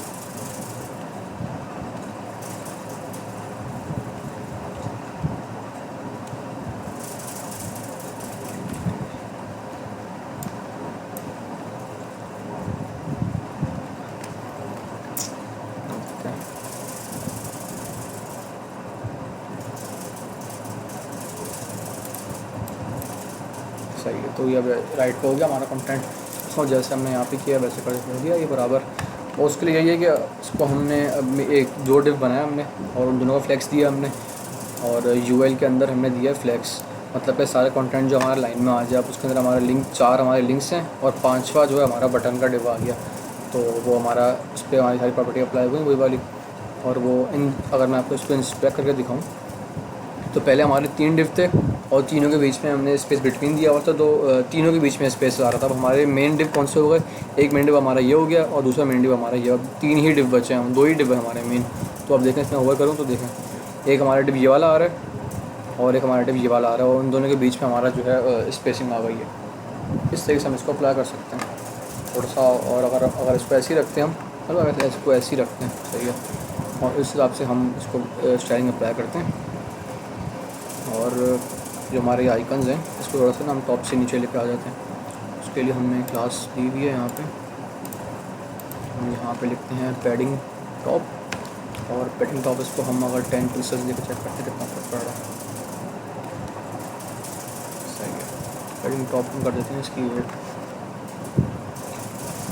सही है, तो अब हमारा लाइन से जैसे हमने सबसेट में बनाया हुआ है वैसा आ चुका है। अब मैं आपको ओवरव्यू देता हूँ जो जो हमने प्रॉपर्टी जिसके अंदर यूज़ की है।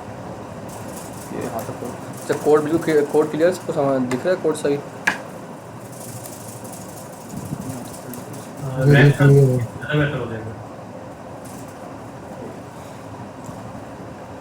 तो अब जैसे कि हमारा इसमें हमने एक मेन डिव है हमारा जिसके अंदर हमारे बाकी डिव्स आने हैं। इसको हमने पहले तो बैकग्राउंड कलर दिया हुआ है, बैकग्राउंड कलर दिया पर्पल का, तो वो इस पर हमारा मेन डिव पे जो कलर है वो अप्लाई हो चुका है। इसके अलावा हमने दिया फ्लैक्स। फ्लैक्स से ये होता है कि उस मेन डिव के अंदर जितने भी और डिव्स होंगे, जितने भी और कंपोनेंट्स होंगे, वो सारे जो, अगर मैं फ्लैक्स को हटाऊँ ना तो हमारा जो भी कंटेंट है वो एक के नीचे एक आता है। ठीक है, हमारे दोनों कंपोनेंट्स जो हैं वो एक के नीचे एक आएगा। फ्लैक्स से ये होता है कि जितने भी नीचे उस कंपोनेंट, उस मेन पेरेंट डिव के अंदर जिसको हम फ्लैक्स दे रहे हैं, उसके अंदर जितने भी कंपोनेंट्स या एलिमेंट्स होंगे ना, वो सारे कंपोनेंट्स जो हमारे वो एक लाइन में आ जाएंगे। फ्लैक्स से ये होता है। जब फ्लैक्स दिया मैंने तो हमारे जो मेन डिव थे वो 2 ही थे, एक ये डिव था और एक ये डिव था, तो दोनों डिव हमारे लाइन में आ गए। इसके बाद हमने प्रॉपर्टी यूज़ की जस्टिफाई बिटवीन की। इससे ये जस्टिफाई बिटवीन, इसके नाम से वाज़ेह है कि बिटवीन में हमारा जो हमारा इन दोनों कंपोनेंट्स के बीच में हमारा गैप आ जाएगा। तो हमारे 2 डिव्स थे, एक इमेज का था और एक इसका हमारे मेन्यू का बटन का था, तो इन दोनों के बीच में जो है हमारा स्पेस आ गया बिटवीन से। फिर हमने प्रॉपर्टी इस पर फोकस करें तो फिर वही, अगर इस पर हम होवर करें तो सारी वही प्रॉपर्टीज़ दिख रही हैं हमें जो हम सिंपल HTML CSS में यूज़ करते हैं, जस्टिफाई कंटेंट स्पेस बिटवीन। और उसके हमने यूज़ की है आइटम सेंटर। आइटम सेंटर से ये होता है कि हमारा जो कंटेंट है वो वर्टिकली सेंटर में आता है, ऊपर से टॉप बॉटम वर्टिकली सेंटर में आता है। अगर मैं इसको भी आपको रिमूव करके दिखाऊँ तो हमारा कंटेंट जो है वो ऊपर चला जाएगा, देखो ऊपर आएगा। और ये मतलब कि सेंटर में नहीं है हमारा कंटेंट जो है वो, मतलब ऊपर से स्पेसिंग कम है और नीचे से स्पेसिंग ज़्यादा है। तो उससे ये होता है कि जितनी भी आपने कंटेंट ऐड किया वो सारा कंटेंट हमारा वर्टिकली सेंटर में आ जाता है। उसके बाद बैकग्राउंड कलर समझा दिया। फिर हमने दिया padding X 60 pixels. Padding X का मतलब क्या, X एक्सिस पे हमारे पास लेफ़्ट आता है और राइट आता है। हमने दिया है इसको पैडिंग X 60 पिक्सल्स, तो इसको लेफ़्ट से भी 60 पिक्सल्स मिल गया और राइट से भी 60 पिक्सल्स मिल गया। फिर मैंने आपको समझाया कि हम अपनी कस्टम कैसे यूज़ कर सकते हैं। तो इसमें वैसे तो स्टाइलिंग टेलविंड की अपनी प्री डिफाइंड है कि हम अगर 2 पे क्लिक करें तो वो अलग से मिलती है। मैं वो भी दिखाता हूँ आपको दोबारा करके। अब देखिए यहाँ पे हमारी सारी प्रॉपर्टीज़ मिल रही हैं। अगर मैं इस पर हुआ करता जाऊँ, PX2 का मतलब क्या है, लेफ़्ट से और राइट से 8 पिक्सल्स।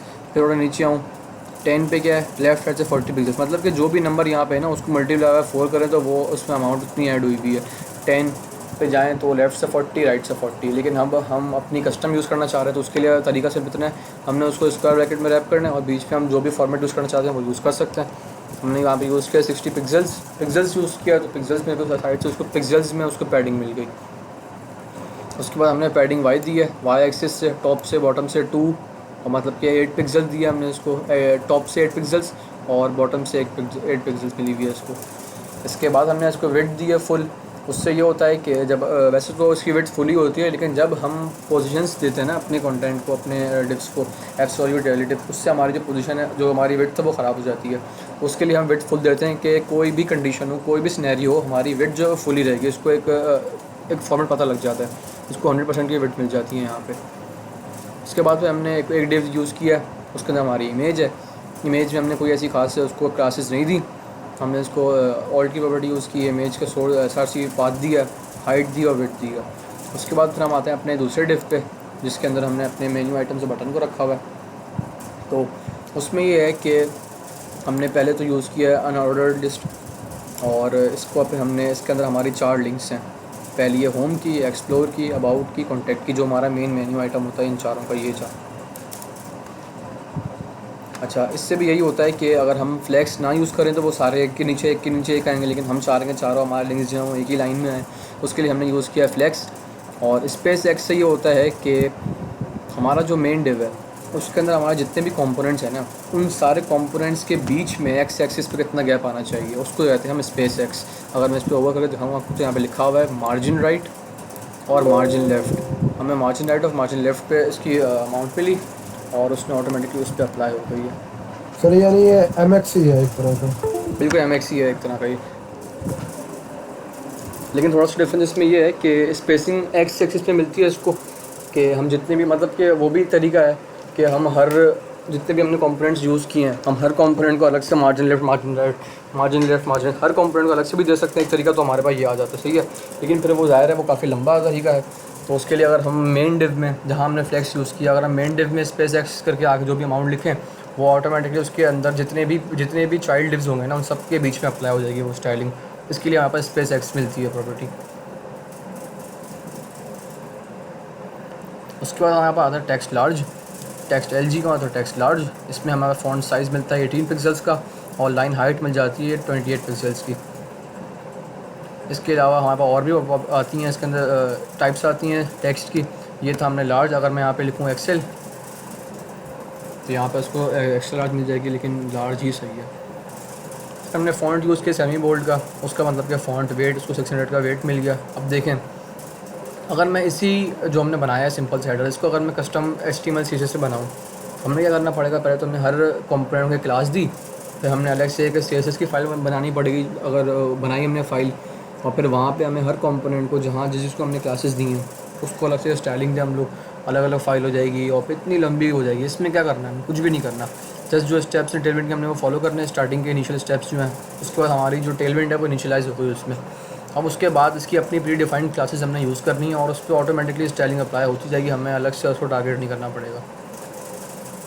फिर वही है, हमने यहाँ पे टेक्स्ट दी, टेक्स्ट का कलर दिया है, पैडिंग टॉप दी है 8 पिक्सल्स की। अब इसके बाद फिर हम बटन पे आ जाएं, यहाँ तक तो समझ में आ गया होगा होवर। अच्छा, होवर का तरीका यही है कि हमने होवर लिखा सिंपल, फिर हमारे पास हमने कॉलम ऐड किया और उसके बाद हम जो भी चेंजेस करना चाहते हैं वो अप्लाई कर सकते हैं। अगर मैं आपको लिख के दिखाऊँ, होवर किया और यहाँ पे हम जिस होवर को जो चेंजेस करना चाहते हैं ना, हम वो सारी स्टाइलिंग पास कर सकते हैं, जो कि अगर हम कस्टम CSS में जाएँ तो फिर हमें हर क्लास को टारगेट करना पड़ता है। पहले तो हम उस क्लास को अलग से टारगेट करते हैं, उसकी स्टाइलिंग पास करते हैं, सही है। उसके बाद फिर उसी स्टाइल को हम उसी क्लास को हम दोबारा टारगेट करते हैं, फिर उसके आगे हम होवर लिखते हैं, उसको अलग से क्लास देते हैं। इसमें क्या है, हमने एक ही लाइन में सिंपल भी दे दिया और एक ही लाइन में हमने होवर की प्रॉपर्टी पास कर दी, तो ज़्यादा अच्छा हो गया ना ये। फिर उसके बाद फिर हमने आ गए हमने बटन में हमने बैकग्राउंड कलर दिया ब्लू, फिर पैडिंग X दिया X एक्सिस से, लेफ़्ट से राइट से, पैडिंग Y दिया टॉप बॉटम से, टेक्स्ट का कलर दे दिया हमने वाइट। हम कोई भी कलर देना चाहते हैं, हमने टेक्स्ट के आगे वो कलर लिख देना है और उस पर वो कलर अप्लाई हो जाएगा। उसके बाद हमारा राउंडेड एक्स्ट्रा लार्ज दिया है, मतलब कि इसको बॉर्डर रेडियस मिल गया। इसमें भी हमें काफ़ी सारी प्रॉपर्टीज़ मिल जाती हैं, साइज़ मिल जाते हैं। हमने एक्स्ट्रा लार्ज दिया, अगर मैं इसको 2XL कर दूँ तो उसका जो फिर रेडियस है वो और ज़्यादा कम हो जाएगा 2XL से, लेकिन हमने XL दिया तो हमें पहले XL ज़्यादा अच्छा लग रहा है। भैया जी जी, आपने ये जो जैसे class name hover text blue दिया हुआ है तमाम में अलग अलग, क्या ये UL में हम अलग से नहीं दे सकते कि सबके ऊपर ये इम्प्लीमेंट हो जाए और किसी एक के ऊपर हम जब कर्सर लेके जाए तो वो एक के ऊपर जो है होवर नज़र आए? हम वो भी कर सकते हैं, लेकिन देखें ना इससे क्या होगा कि UL के अंदर जितने भी एलिमेंट्स होंगे ना उन सब पे अप्लाई होगी वो स्टाइलिंग। अब हमने अलग से बटन ऐड किया है ना यहाँ पे, तो फिर वो टेक्स्ट का कलर जो है ना वो बटन का भी चेंज हो जाएगा उसके बाद, क्योंकि अभी हमने हर लिस्ट को अलग दिया ना। अगर हमने मेन कंपोनेंट को हमने दे दिया कलर होवर का कि भाई टेक्स्ट का कलर चेंज हो होवर करने के बाद, उससे ये होगा UL के जितने भी कंपोनेंट्स होंगे ना सबका टेक्स्ट चेंज होगा। अगर मैं लिस्ट के अलावा कोई और कंपोनेंट रखता हूँ UL के अंदर तो उसका कलर भी चेंज हो जाएगा वो। जैसे मैंने यहाँ पे बटन का कलर चेंज किया है ना, यहाँ बटन को मैंने अलग से स्टाइलिंग दी हुई है, तो फिर वो वाली जो मेन वाली पेरेंट वाली स्टाइलिंग होगी ना वो बटन के ऊपर भी अप्लाई हो जाएगी।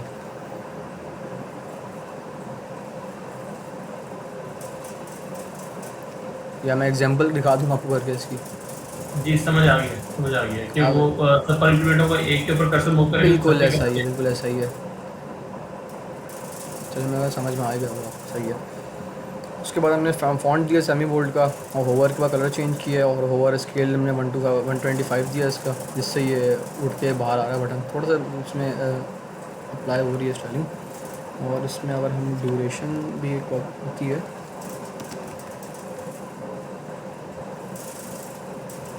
मुझे सही से पता नहीं है ड्यूरेशन के, इसमें ड्यूरेशन में हम क्या क्या प्रॉपर्टीज़ पास कर सकते हैं। चलो क्या ड्यूरेशन को भी नहीं देखते हम लोग। और हमारा ये स्टाइल ट्रांजिशन नहीं था? ट्रांजिशन था ना वो? हाँ ट्रांजिशन है। ट्रांजिशन चेक कर लेते हैं। ट्रांजिशन एक मिनट मैं एक और हमारे पास एक प्रॉपर्टी आती है हमारे पास, अगर मैं इस पर होवर करूँ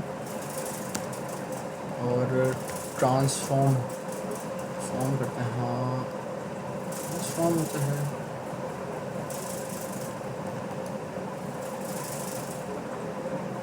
बल्कि एनिमेट करते हैं।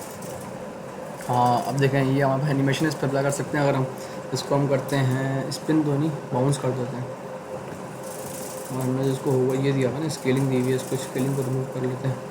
अब दिखाते हैं आपको इस पर कैसे अप्लाई हो रही है। देखें इस पर हमारी एनिमेशन अप्लाई हुई ऑटोमेटिकली बटन के ऊपर। स्पिन इन्फिनिटी इस पर स्पिन चल रहा है, बाउंसिंग हो रही है। इसी तरीके से हम अगर कोई और इस पर अप्लाई करना चाहते हैं तो हम वही लिखेंगे सेम एनिमेट, और स्पिन आ रहा है हमारे पास, पिंग आ रहा है, पल्स आ रहा है, बाउंस, ये सारी हम इसमें एनिमेशन अप्लाई कर सकते हैं।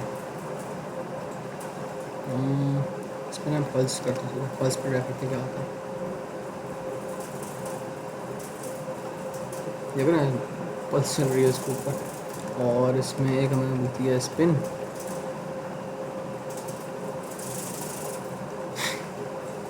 स्पिन चल लेकिन मेरे ख्याल बाउंस ज़्यादा सही लग रही थी इसमें, तो बाउंस ही रख लेते हैं इसमें।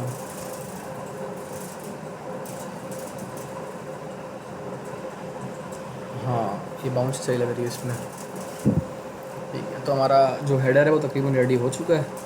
और कितना इजी कोड है, इतना कोई मुश्किल कोड नहीं है, आराम से आप समझ में आ गया होगा आपको। अब यहाँ तक किसी का क्वेश्चन है तो मुझसे पूछ ले, फिर हम इसको ना रिस्पॉन्सिवनेस की तरफ चलते हैं इसकी।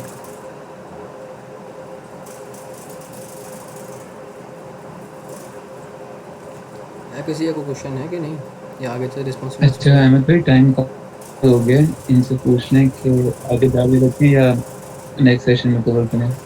जी भाई, अगर आप रिस्पॉन्सिव भी अभी कर रहे हैं जल्दी हम हीरो सेक्शन कर रहे हैं। चलो ठीक है, मैं जल्दी से इसको ना रिस्पॉन्सिवनेस की एंड करते हैं।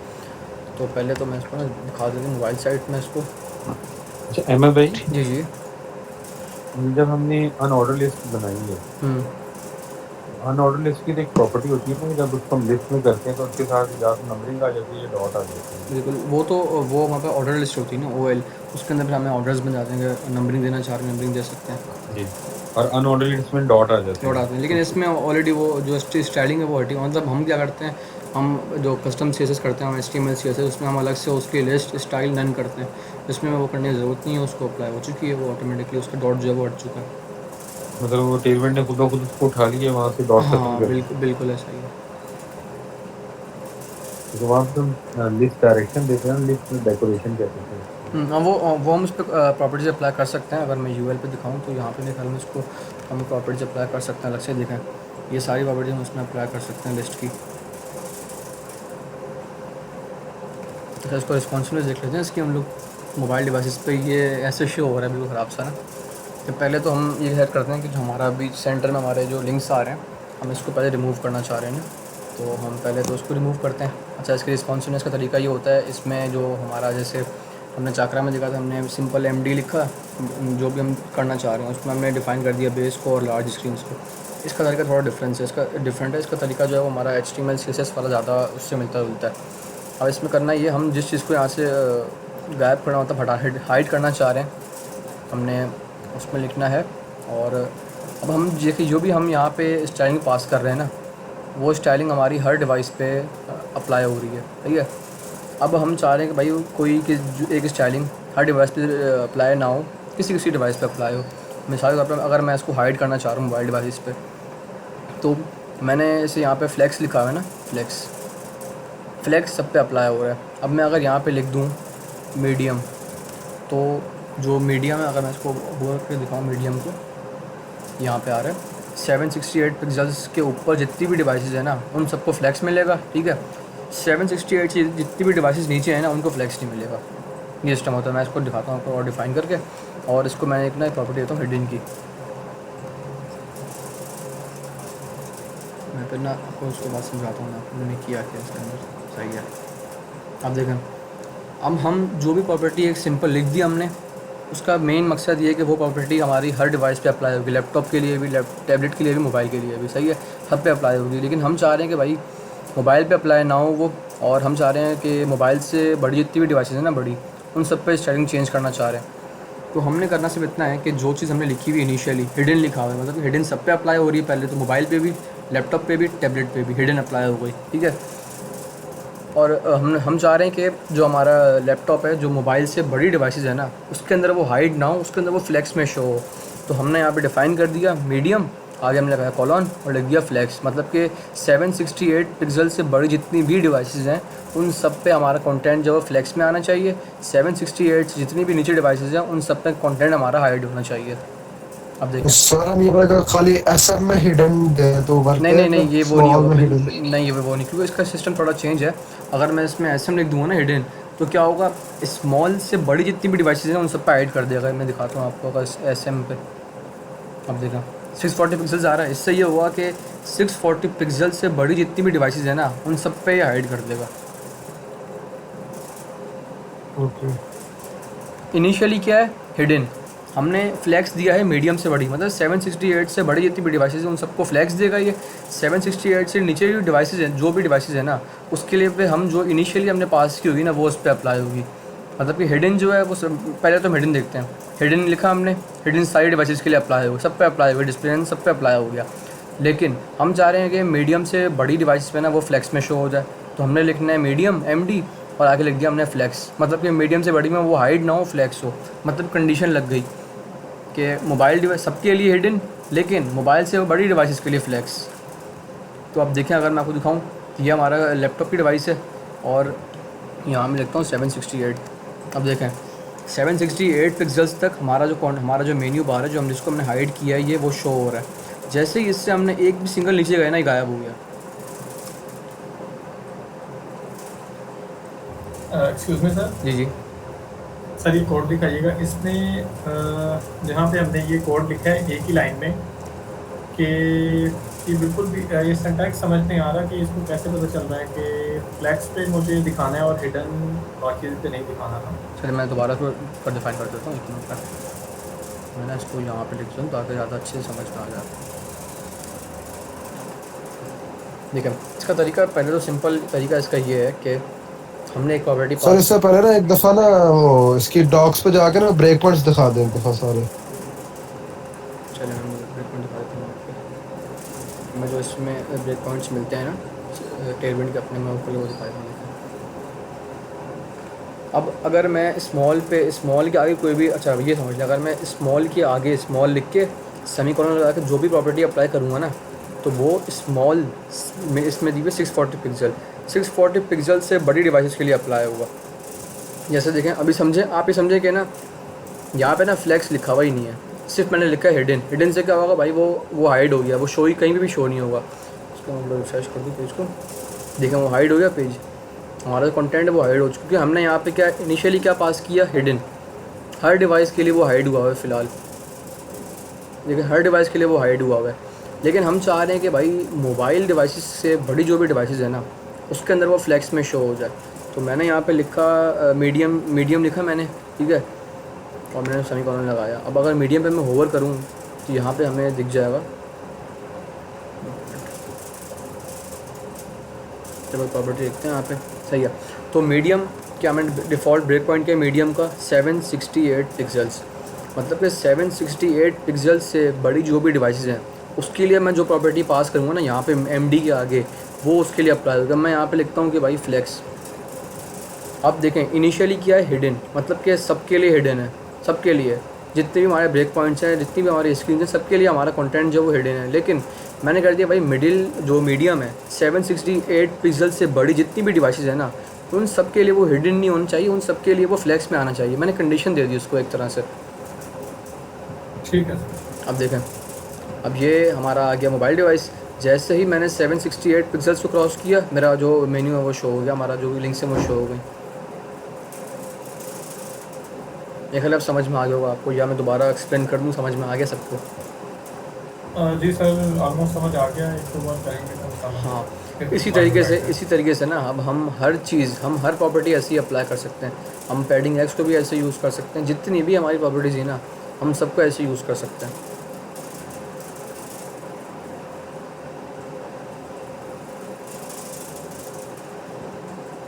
मेरे ख्याल है यहाँ तक समझ में आ गया हमारा ये हमारा जो ये कंटेंट है ये रिस्पॉन्सिव हो चुका है। Yes sir. लेकिन यहाँ पे हमें बटन ऐड करना पड़ेगा हैमबर्गर का, उसको भी हम सेट करेंगे यहाँ पे। तो बटन को ऐड कर देते हैं हम लोग, लेकिन उसकी स्टाइलिंग जो है वो हम नेक्स्ट क्लास में से देख लेंगे। हम सब बटन्स हम यूज़ करेंगे, रिएक्ट आइकन्स, रिएक्ट के बटन्स। यहाँ पे देखते हैं उन्होंने हमें आइकन्स दिए हैं, चाहिए हमें आइकन्स प्रोवाइड कर रहे हैं, नहीं कर रहे अपने, तो नहीं है सही है। तो उसके लिए हम जो आइकन्स यूज़ करेंगे वो रिएक्ट के यूज़ करेंगे। पहले उसको इंस्टॉल कर लेते हैं जल्दी से और आइकन लगा देते हैं।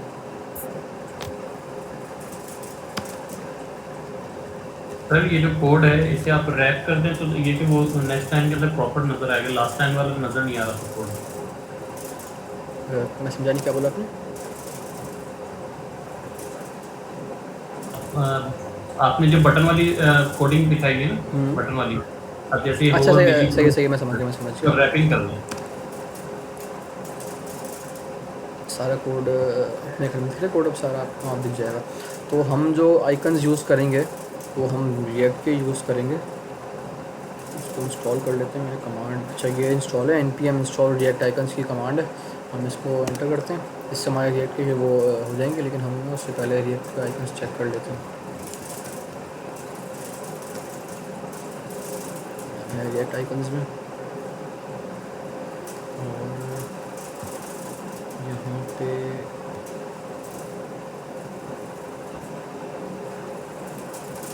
बर्गर किसमें होता है, चेक कर लेते हैं।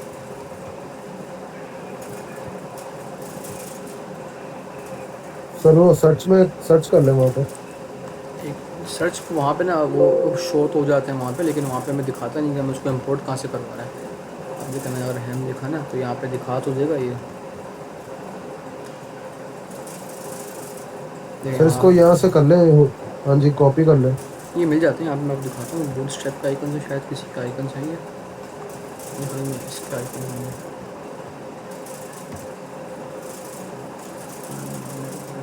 इसका भी नहीं है।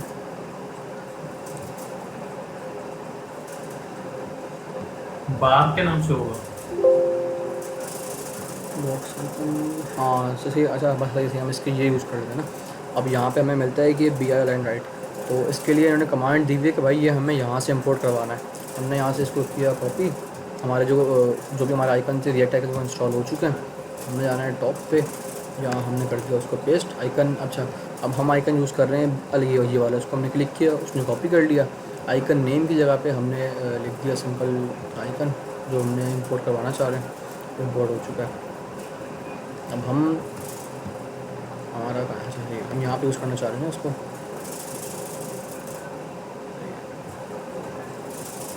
एक डिव, दूसरा डिव यहाँ पे, इसके बाद हम यहाँ पे बनाते हैं अपना एक डिव, और यहाँ पे हमने आइकन इंपोर्ट करवाया बी आई लाइन राइट दिया हमने पेस्ट, और यहाँ पे हमारा आइकन लग चुका है।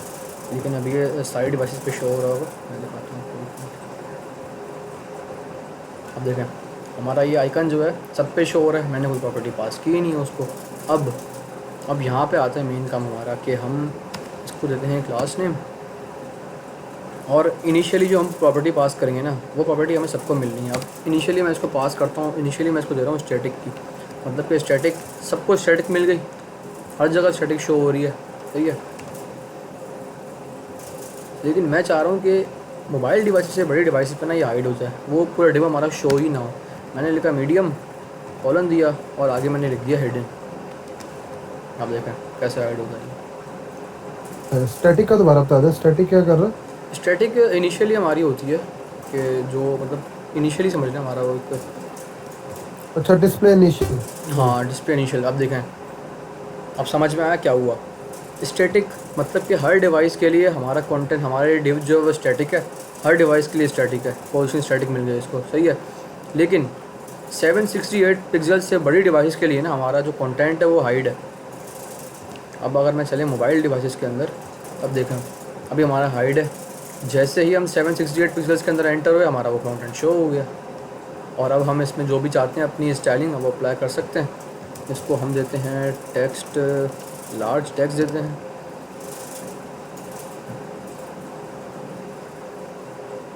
थोड़ा सा और इसको बड़ा करते हैं, 2 एक्स्ट्रा दे देते हैं इसको साइज़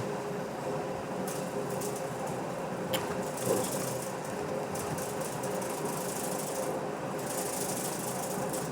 सही है, तो ये हमारा मोबाइल डिवाइसेस पे शो हो रही है, सही है।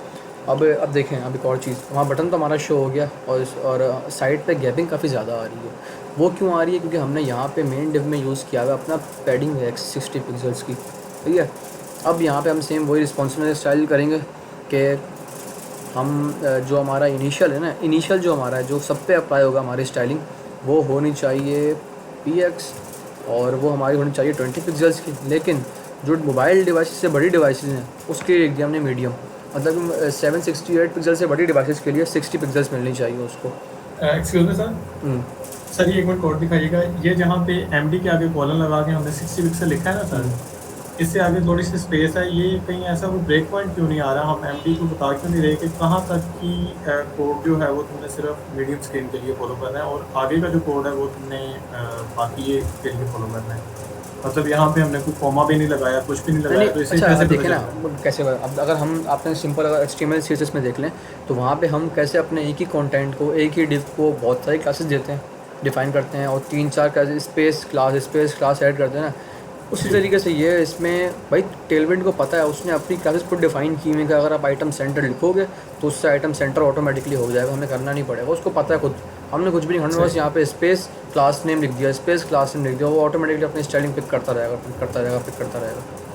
तो इस पे एमडी के बाद कॉलन है और जो हमने 60 पिक्सल तक लिखा है, जैसे हम स्पेस देंगे तो इसका मतलब ये होगा कि ये स्पेस से पहले तक जो है ये तुमने। हाँ, अब देखें अगर मैं इसके बीच में स्पेस डाल दूँ ना, इन दोनों के बीच में, पहले तो ये पूरी हमारी ना एक क्लास डिफ़ाइन की हुई टेलविंड ने अपने पास, सही है। लेकिन अगर मैं इसके बीच में स्पेस डाल दूँ तो अब ये हमारी जो डिवाइस है ये अलग क्लास हो गई, ये अलग क्लास हो गई, तो इस पर अप्लाई होगा ही नहीं, वो बिल्कुल एरर आ जाएगा उसके अंदर भी। तो अब इसको हमने एक साथ लिखा तो वो उसने ऑटोमेटिक पिक टेलमेंट ने अपने पास अपनी उसने कंटेंट में देखा भाई मीडियम के अंदर px के अंदर ये क्लास डिफ़ाइन की हुई है, मैंने इतना गैप देना है, तो उसने ऑटोमेटिक वहाँ पे उतना गैप प्रोवाइड कर दिया। अब देखें अब क्या हुआ, इससे बड़ी डिवाइसेस पे गए तो उसने उठाया 60 पिक्सल्स, बड़ी डिवाइसेस 60 पिक्सल उठाया उसने। जैसे ही हम 768 से स्मॉल डिवाइसेस में आए तो उसने साइड से उठाया 20 पिक्सल्स। ठीक है, अपना बटन शो हो गया।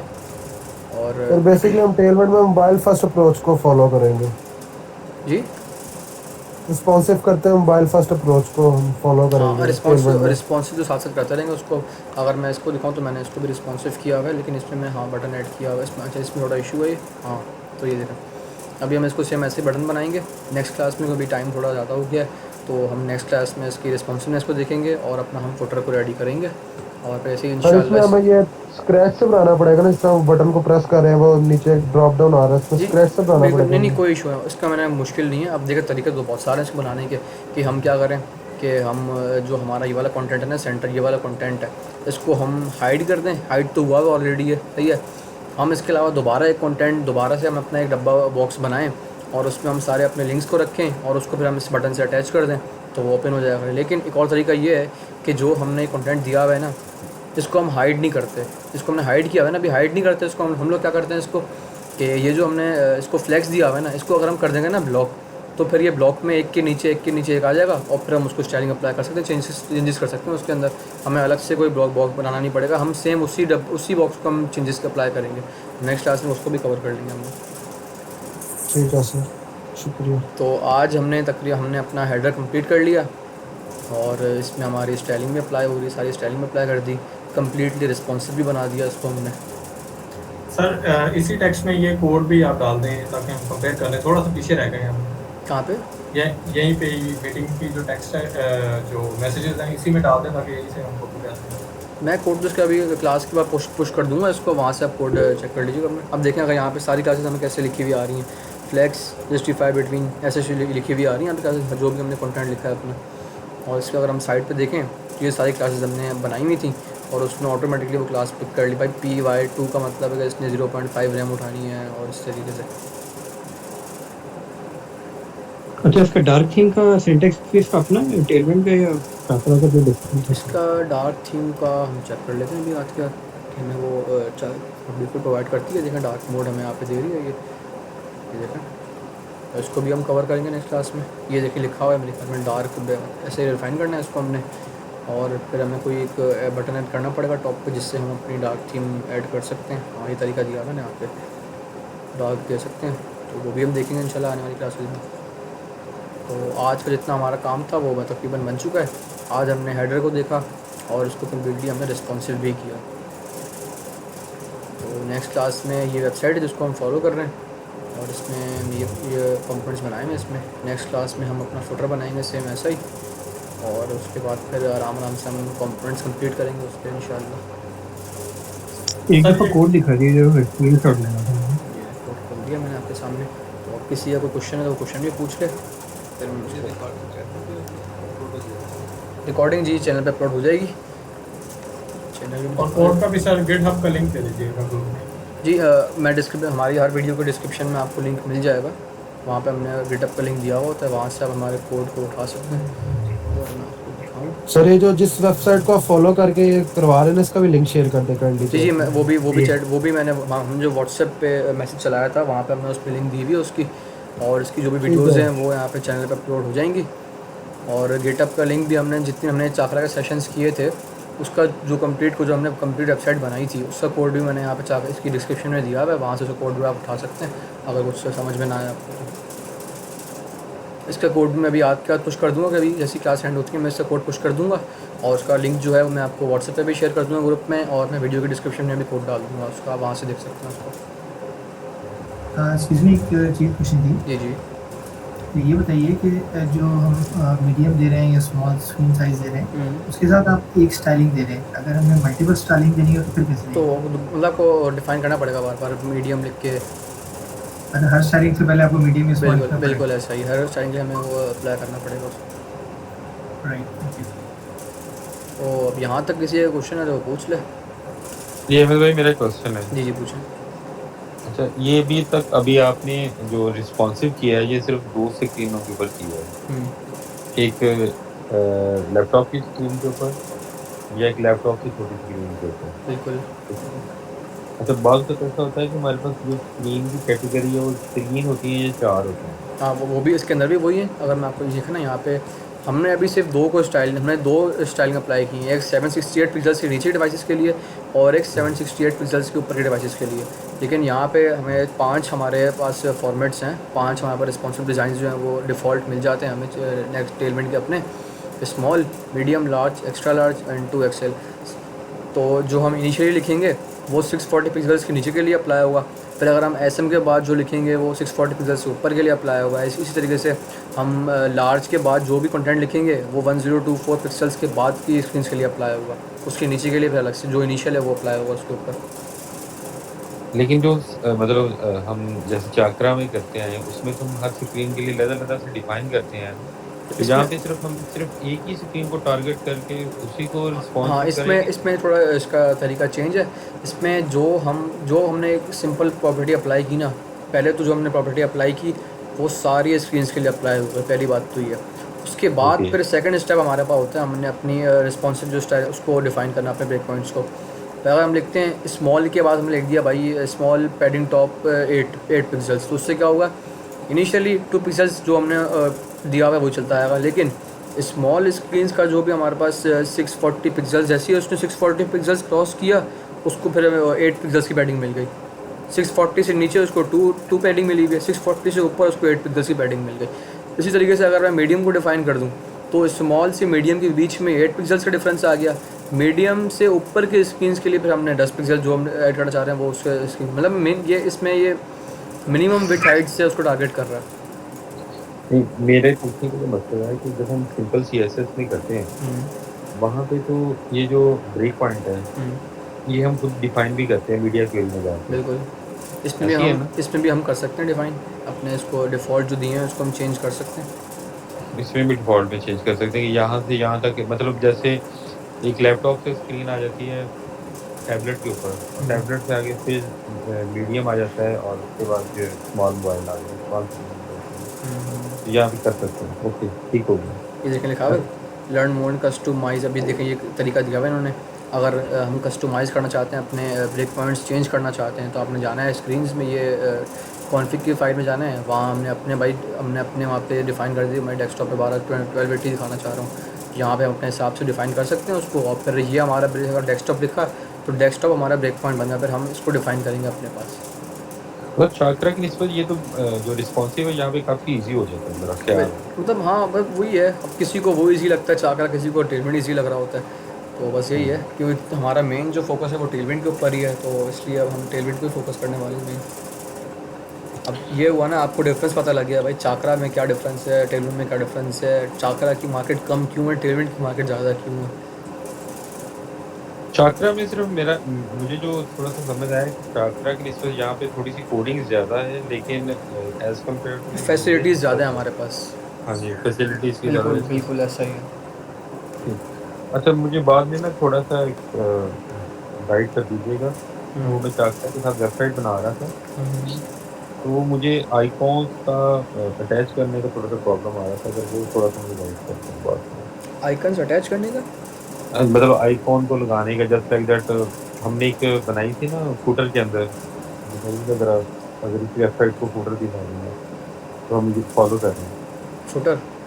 हाँ जी, यहाँ पे हमने लिखा हुआ है ना follow us, Facebook, LinkedIn, Twitter, YouTube, अच्छा इसके साथ में इनका फेसबुक का, लिंक्डइन का, ट्विटर का, यूट्यूब का और दूसरा आइकॉन भी साथ टेस्ट करना चाह रहा है। अच्छा, आप देखें उसका तरीका क्या है। अब देखें कोड में हमने क्या किया, हमने आइकन के नेम से उसको इंपोर्ट करवा लिया, और उसको हमने देखें यूज़ कैसे किया है। यहाँ पे हमने इस कंपोनेंट को लिखा है। इसका तरीका क्या है, सिंपल। आपने यहाँ पे लिखा, हमने जो डिव बनाया, हमने उसके बीच में कोई भी टेक्स्ट लिख दिया। मैंने यहाँ पे लिख दिया भाई फॉलो, और उसके आगे मैंने लिखा हुआ है, देखिए कैसे ये अपना आइकन डाल दिया। और अगर मैं आपको कोड दिखाऊँ तो वो फॉलो के आगे हमारा आइकन बना हुआ आ जाएगा। तो उसको हम अपने हिसाब से देखें, लिखा हुआ आ गया अपने हिसाब से, फॉलो के आगे वो अपने हिसाब से इसको स्टाइलिंग चेंज करें आप, और फिर वो उसके आगे शो हो जाएगा। मेरे ख्याल में जो मैंने वेबसाइट बनाई है ना, जो मेरी ये वाली जिसको मैंने फॉलो किया था लास्ट टाइम, उसमें मैंने ऐसे ही ऐड किए हुए हैं। ये जैसे ये देखिए, ये लिखा हुआ है लेफ्ट पे हमने आइकन दिया हुआ, फिर कोड वो नंबर दिया हुआ है। इसी की बात कर रहे हैं ना मेरे ख्याल आप? जी जी, ऐसी बस इसका तरीका यही है, सिंपल। आपने बस वही कोड में यहाँ पे फॉलो लिखा, अगर उसके आगे आपने वो लिख दिया तो ऑटोमेटिकली उसने उसको पिक कर लिया, और दोनों चीज़ें हमारी एक लाइन में आ गई। मतलब आपने आइकॉन के आगे उनका नंबर लिख दिया है? बिल्कुल, आइकन के आगे उसके नंबर लिखे, तो वो ऑटोमेटिकली उसने आगे दे दिया भाई कि इसके दोनों चीज़ें साथ आनी चाहिए। तो ये आइकॉन को अगर हाइट और विड्थ देनी हो थोड़ी सी, तो उसका क्या तरीका है कि ये बिल्ट ही नहीं होते उसको दे सकते। अच्छा, चाकरा में तरीका अलग है। चाकरा में तो आप उसको साइज़ की प्रॉपर्टी यूज़ कर सकते हैं, लेकिन इसके अंदर हमारे पास जो प्रॉपर्टी आती है वो हम टेक्स्ट का साइज़ दे सकते हैं इसके अंदर, क्योंकि ये एज अ फॉन्ट यूज़ हो रहा है हमारे पास। तो यहाँ पे हम उसको यूज़ कर सकते हैं। 30 पिक्सल साइज़ दिया हमने, बढ़ा देंगे तो फिर साइज़ और मिल जाएगा। चाकरा में उसको हम साइज़ की प्रॉपर्टी होती है हमारे पास, हम वो यूज़ कर सकते हैं उसमें। ठीक हो, ठीक, थैंक यू। ठीक है, किसी और क्वेश्चन है तो वही पूछ ले। ये कोड चाहिए।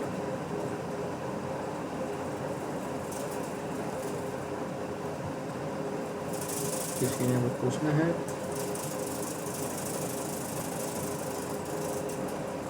अच्छा जी, नेक्स्ट क्लास कब होगी? नेक्स्ट क्लास इंशाल्लाह, अच्छा कल तो हमारी क्लास है, हमारी पेनवर्स की क्लास है, मेटावर्स की।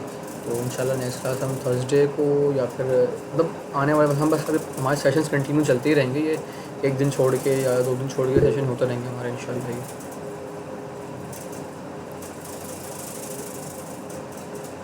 बिल्कुल यूज़ कर सकते हैं अगर कस्टम सीसेस यूज़ करना चाहते हैं। हमने यहाँ अपने हिसाब से कोई भी इसको क्लास दे दी, मैंने यहाँ पे इसको क्लास दे दी अपनी मर्ज़ी से। मैं देता हूँ इसको बॉक्स लिख दिया मैंने, ठीक है। और यहाँ पे अब मैं इसको टारगेट कर सकता हूँ। मैं गया अपनी CSS वाली फ़ाइल में, मैंने वहाँ पे डॉट बॉक्स लिखा और कस्टम CSS मैंने उसको अप्लाई कर दी, तो उस पर कस्टम CSS भी अप्लाई हुई। लेकिन इसमें हर प्रॉपर्टी हमें यहाँ मिल जाती, तो कस्टम CSS की एज सच हमें नीड नहीं होती।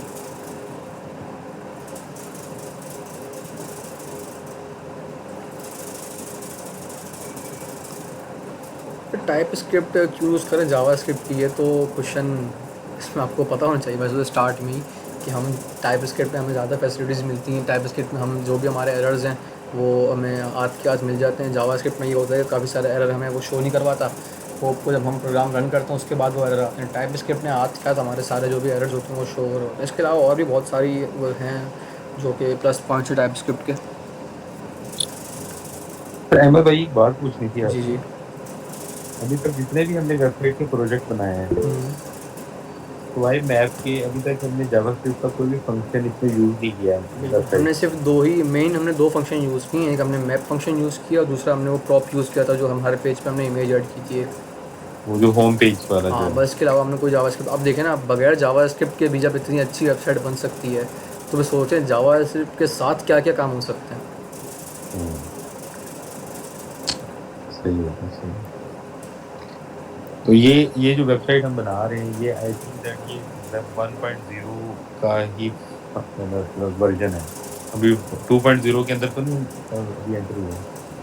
वेब 2.0 तो यही वर्ड 2.0 ही है, मतलब ये मेन यूआई जो बना रहे हैं हम वेबसाइट की। नहीं उसमें तो हम एपीआई के जरिए कोई इनपुट वगैरह नहीं लेते। वो तो हाँ वो तो एडवांस्ड है, वो भी हमारा है, वो भी सीखेंगे इंशाल्लाह हम कोर्स के साथ साथ ही। अभी फ़िलहाल हम वेब 3.0 पे जाने से पहले ना हम अपनी वेब 2.0 को पक्का कर रहे हैं ताकि हमें आगे मसला ना उसकी बेसिक्स हमारी कवर हो जाए। क्योंकि आगे हमारा मेन जो कोर्स का मकसद अभी हमारा नेक्स्ट जो है वो एपीआई डेवलपमेंट है। यूआई तो हम प्रैक्टिस के लिए बना रहे हैं अपनी कि हमें आइडिया हो जाए कि भाई यूआई क्या होती है, वेब 2.0 का हमें आइडिया हो जाए उसमें क्या क्या यूज़ करते हैं, उसके लिए हम ये यूज़ कर रहे हैं। ठीक। अभी ना करंटली हमारे पास 2 पाथ हैं पड़े नेक्स्ट 6 मंथ या 5 मंथ के लिए।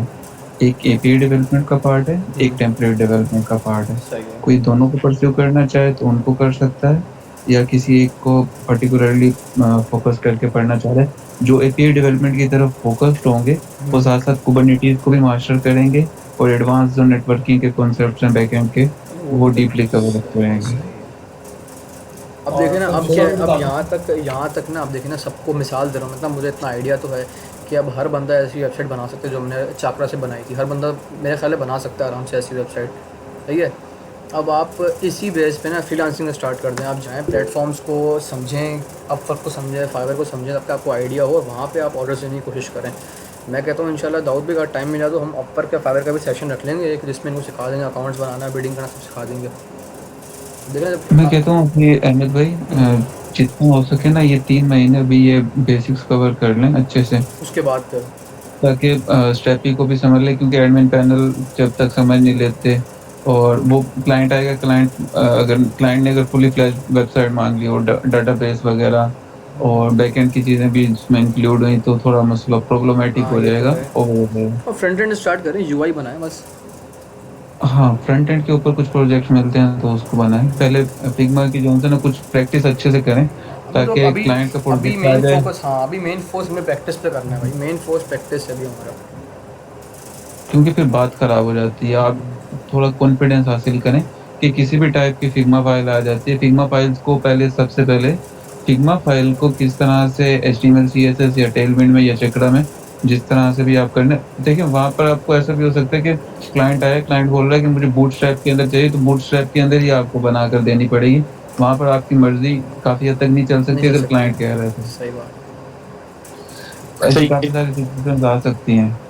जरूरी नहीं होता कि आप टेलमेंट पर कर रहे हैं तो आपको हर प्रोजेक्ट की टेलमेंट पर मिल जाए।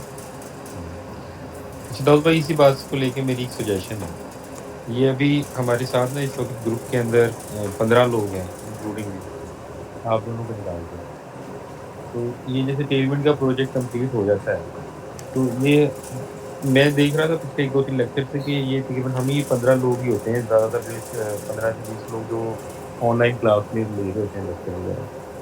तो एक छोटा सा कंपटीशन है रखेंगे हम आपस में कि कौन सा सबसे अच्छा पेज बनाता है यूआई का, फर्स्ट पेज, सेकंड पेज या थर्ड पेज जो भी बनाता है, कौन सबसे अच्छी वेबसाइट बनाता है, ताकि एक थोड़ा सा मोटिवेशन मिल जाए। सही है, हाँ ये कंपटीशन बिल्ड हो जाए, एक मोटिवेशन मिल जाए, जिसको ये अच्छी हो उसको एप्रिसिएशन दे बाकी लोग। इस हिसाब से इस तरह एक बेहतर से बेहतर करने की हर बंदा कोशिश करेगा। बिल्कुल क्या बाकी लोग भी इसके ऊपर हाँ इस पर हम रख लेते हैं जो ये टेलविंड का प्रोजेक्ट बनाएंगे हम, इसमें एडवांस चीज़ें भी कुछ कवर कर लेंगे हम एनिमेशन वगैरह के साथ। और देन जो भी सबसे अच्छी वेबसाइट सबमिट करेगा उसको, या तो अगर कराची से है तो ट्रीट प्लान कर लेंगे और अगर वो कराची से नहीं है तो मुझे तो ट्रीट देखेंगे। एसएमएस करेंगे, आप व्हाट्सएप करेंगे। मैं सही आपको बात आपको हम भिजवा देंगे और बोले हम सजिया के हाथ भिजवा देंगे आपको। हाँ, सजिया खान के हाथ भिजवा देंगे, अपने हाथों से बना देंगे। जो कराची से होगा उसको अपने हाथों से नहीं बना के देंगे। हाँ, ये इसके तो करते हैं काम तो। चले अच्छी बात है। जो 15-16 लड़की, अभी तो 20 बच्चा हो तो 15-16 बोले तो 20 कैसे हो गए? अच्छा वो नहीं है, स्क्रीन शेयर हुई नहीं, सही है। तब ये अच्छा है कि कुछ लोग हैं जो एंड तक साथ हैं, वो देखते हैं पूरा सेशन अटेंड करते हैं। अच्छा, इस चीज़ के ऊपर मेरी वर्किंग चल रही है, इंशाल्लाह थोड़ा टाइम लगेगा। हम पूरा प्लेटफॉर्म बनाएंगे कम्युनिटी बिल्डिंग के हवाले से। इसमें काफ़ी सारी चीज़ें हैं जो अभी तो डिस्क्लोज नहीं कर सकता, थोड़ा टाइम लगेगा। इस क्वार्टर के एंड तक आपको काफ़ी एक अच्छा प्लेटफॉर्म देखने को मिलेगा। काफ़ी सारी फीचर्स आएंगे, आप खुश हो जाएंगे इतना कि बोलेंगे बस अब कुछ नहीं रहता इस प्लेटफॉर्म में ना। थोड़ा टाइम लगेगा, लेकिन उसमें फंक्शनैलिटीज फीचर्स वगैरह काफ़ी सारे डालने की कोशिश करेंगे। अभी आइडिएशन फेज में है तो थोड़ा टाइम लगेगा, ये क्वार्टर तकरीबन लगेगा। बेस्ट ऑफ लक दाऊद भाई, बेस्ट ऑफ लक। बस इस तरह का प्लेटफॉर्म होगा इस तरह का कि हम डिफरेंट रोल्स रखेंगे। एजुकेशन वेबसाइट होगी, उसके ऊपर हम डिफरेंट रोल्स रखेंगे जिनके ऊपर लाइन मैनेजर्स अपॉइंट होंगे। उनको कुछ स्टूडेंट्स दिए जाएंगे, वो उन स्टूडेंट्स को कैरी अप करने के रिस्पॉन्सिबल होंगे। इसके अलावा जो लाइन मैनेजर होंगे वो जितने भी उनको स्पेसिफिक स्टूडेंट्स दिए जा रहे हैं 10 या 15 स्टूडेंट्स, वो उनको टास्क असाइन कर सकेंगे। टास्क की ट्रेसिबिलिटी होगी, उनके प्रॉपर ग्राफ शो होंगे कि इन स्टूडेंट्स ने इतना कवर अप किया है उनके। देन प्रॉपर एक्सरसाइजेज होंगी कि अगर हमने ये कर लिया है तो इसकी ये एक्सरसाइज है। अब जैसे यूट्यूब पर होता है तो यूट्यूब पर आप वीडियो देखने में मज़ा नहीं आता, इतना एड्स देखने को मिल जाते हैं कुछ वीडियोस के ऊपर आपको। इसके अलावा आपको कंप्लीट डिस्क्रिप्शन नहीं मिलती, तो उसके अंदर हम कोशिश करेंगे वीडियो आ रही है उसके नीचे डिस्क्रिप्शन है, जो भी हम कमांड रन कर रहे हैं, जो भी इसके अंदर कोड है वो स्टेप बाय स्टेप आए। ये मैंने 10 स्टेप किए हैं, 10 स्टेप्स के अंदर ये वेबसाइट बनाई है। तो 10 के 10 स्टेप्स जो उनसे वो डिस्क्रिप्शन के अंदर गिवन हो। आपने सेशन देख लिया, आप दोबारा सेशन देख रहे हैं क्योंकि आपने वेबसाइट बनाई है। आप सेशन देखने के बजाय 2 घंटे अभी गुजारे, फिर दोबारा 2 घंटे गुजारेंगे, उसके बजाय आप सिर्फ 15 मिनट में डिस्क्रिप्शन पढ़ें और डिस्क्रिप्शन के ज़रिए आप पूरी की पूरी वेबसाइट बिल्ड कर लें। और भी काफ़ी सारी चीज़ें आएंगी, उसमें वीडियो प्लेयर को हम कस्टमाइज़ कर सकते हैं। उसमें लैब वाला बना लें कि एक स्टेप को कंप्लीट होने के बाद वीडियो ऑटोमेटिकली वहीं पर रुक जाए। एक जो उनसा है ना अलर्ट बॉक्स आ जाए, अलर्ट बॉक्स के अंदर स्टेप्स मेंशन हो कि ये करें, देन आगे वीडियो को स्टार्ट करें। तो उस तरह से भी आपका टाइम की काफ़ी बचत होगी आपकी, कि आपने कोई पैकेजेस इंस्टॉल करने थे, वहीं पर एक पर्टिकुलर पॉइंट पर आकर वीडियो रुक जाएगी और वो पॉपअप शो हो जाएगा कि ये वाली कमांड रन करें। देन आप अपने कोड एडिटर पर वो चीज़ रन कर लेंगे। देन आगे चीज़ एक स्टेप होगा, वो स्टेप कंप्लीट होने के बाद फिर पॉपअप आ जाएगा कि ये वाली स्टेप्स आप कवर कर लें। तो वो काफ़ी ईज़ी रहेगी, आपको बार बार कस्टमाइज़ करने की इतनी ज़्यादा ज़रूरत नहीं पड़ेगी कि यहाँ इस सेकंड पर जाकर मैं रुक रहा हूँ, ये स्टेप थे, फिर दोबारा जा रहा हूँ, भूल रहा हूँ। वो सारी चीज़ें जो उनसे ना एक हद तक रिजॉल्व हो जाएँ। और भी काफ़ी सारे आइडियाज़ हैं, बेस्ट हो गया। VIP काफ़ी सारी चीज़ें हैं, बस इतनी सारी मैं डिस्क्लोज भी नहीं कर सकता। एक बार जब बना लें, क्योंकि फिर वो बातों की हद तक रह जाएंगी, बना लें एक बार, उसके बाद प्रोडक्शन में आ जाए तो पाइपलाइन में है अभी।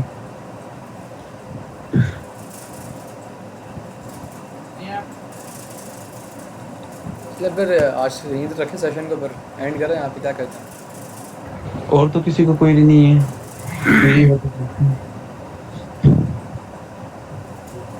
जी सर, उम्मीद करते हैं कि आज का जो है हमारा सेशन बहुत फ्रूटफुल रहा है। मेरे लिए तो खासकर फ्रूटफुल रहा है कि नेपाल के हवाले से जो बेसिक चीज़ें थी, जो जिनमें मैं कंफ्यूज था, वो अल्लाह का शुक्र आज क्लियर हो गई है। उम्मीद करता हूँ कि नेक्स्ट सेशन जब भी होगा उससे मज़ीद सीखने को मौका मिलेगा। नहीं सर, काफ़ी ना हेल्पफुल सेशन था। मैंने ना देखा था इसके ट्यूटोरियल, तकरीबन ऑलमोस्ट ना मेरा ये क्लियर ही था। ये रिस्पॉन्सिवनेस में थोड़ा इशू आ रहा था, वो आपका ना सेशन देख के बहुत हेल्पफुल रहा है। अच्छी बात है। मैं इंशाल्लाह आगे तो हम पूरी वेबसाइट बनाएंगे और मैं और अच्छे से कोशिश करूँगा, मैं आपको ना और अच्छे से समझाऊँ रिस्पॉन्सिवनेस कैसे करते हैं, ताकि कोई बिल्कुल भी ना आपको इशू ना रहे उसके बाद। अच्छा दाऊद, एक छोटा सा सजेशन है। जी जी। तो वो ये कि अगर आप हमारे ईमेल आईडीज़ को ऐड कर दें और कैलेंडर में डाल दिए तो एटलीस्ट ये है कि कोई क्लास मिस नहीं हो सकेगी। जैसे कभी कभार होता है कि दिमाग से निकल जाती है कि ट्यूशन पढ़ना है। हम इस पर भी देखते हैं ज़रूर, लेकिन इसके अलावा हम आप अगर टीम क्लास में ग्रुप ज्वाइन नहीं किया, वो ग्रुप ज्वाइन कर लें। वो कम्युनिटी हमारी कम्युनिटी है, उस पर फिर वो बस वो मुझे एक दो ही मैसेज आते हैं, वो काम के ही मैसेज आएंगे आपके पास कि भाई क्लास कब हो रही है। सिर्फ वहाँ पे क्लास के हवाले से ही आते हैं मैसेज, तो आप उसको देख लें। तो मैं आपकी नहीं, डिस्कशन के अलावा भी कुछ है तो डिस्कशन टीम वही मेन कम्युनिटी हमारी वहीं पर ही है, जहाँ पे सिर्फ काम के मैसेजेस ही आते हैं हमारे। सही। अब तो लिंक अगर पॉसिबल है तो शेयर कर दें, नहीं तो फिर ग्रुप में डिस्क्रिप्शन में, हाँ हमारी यूट्यूब की वीडियोस की डिस्क्रिप्शन में ग्रुप में है, मैं आपको दिखा देता हूँ। मैं लिंक जो भी हमारी वीडियोस हैं उसकी डिस्क्रिप्शन में हमने ग्रुप का लिंक ऐड किया हुआ है। ये देखिए, ये लिंक ऐड हुआ है, आप यहाँ से ग्रुप को ज्वाइन कर सकते हैं। लिंक आपको यहाँ मिल जाएगा ग्रुप को। मैं इस वीडियो के डिस्क्रिप्शन में भी ग्रुप डाल दूँगा, तो आप उसको ज्वाइन कर सकते हैं आराम से। ठीक है। अच्छा, जो कैलेंडर वाली चीज़ है वो भी मैं ऐड कर दूंगा, मुझे ईमेल सेंड कर दें इनबॉक्स में ना, मैं उन्हें ऐड कर लूँगा। ठीक है। राइट।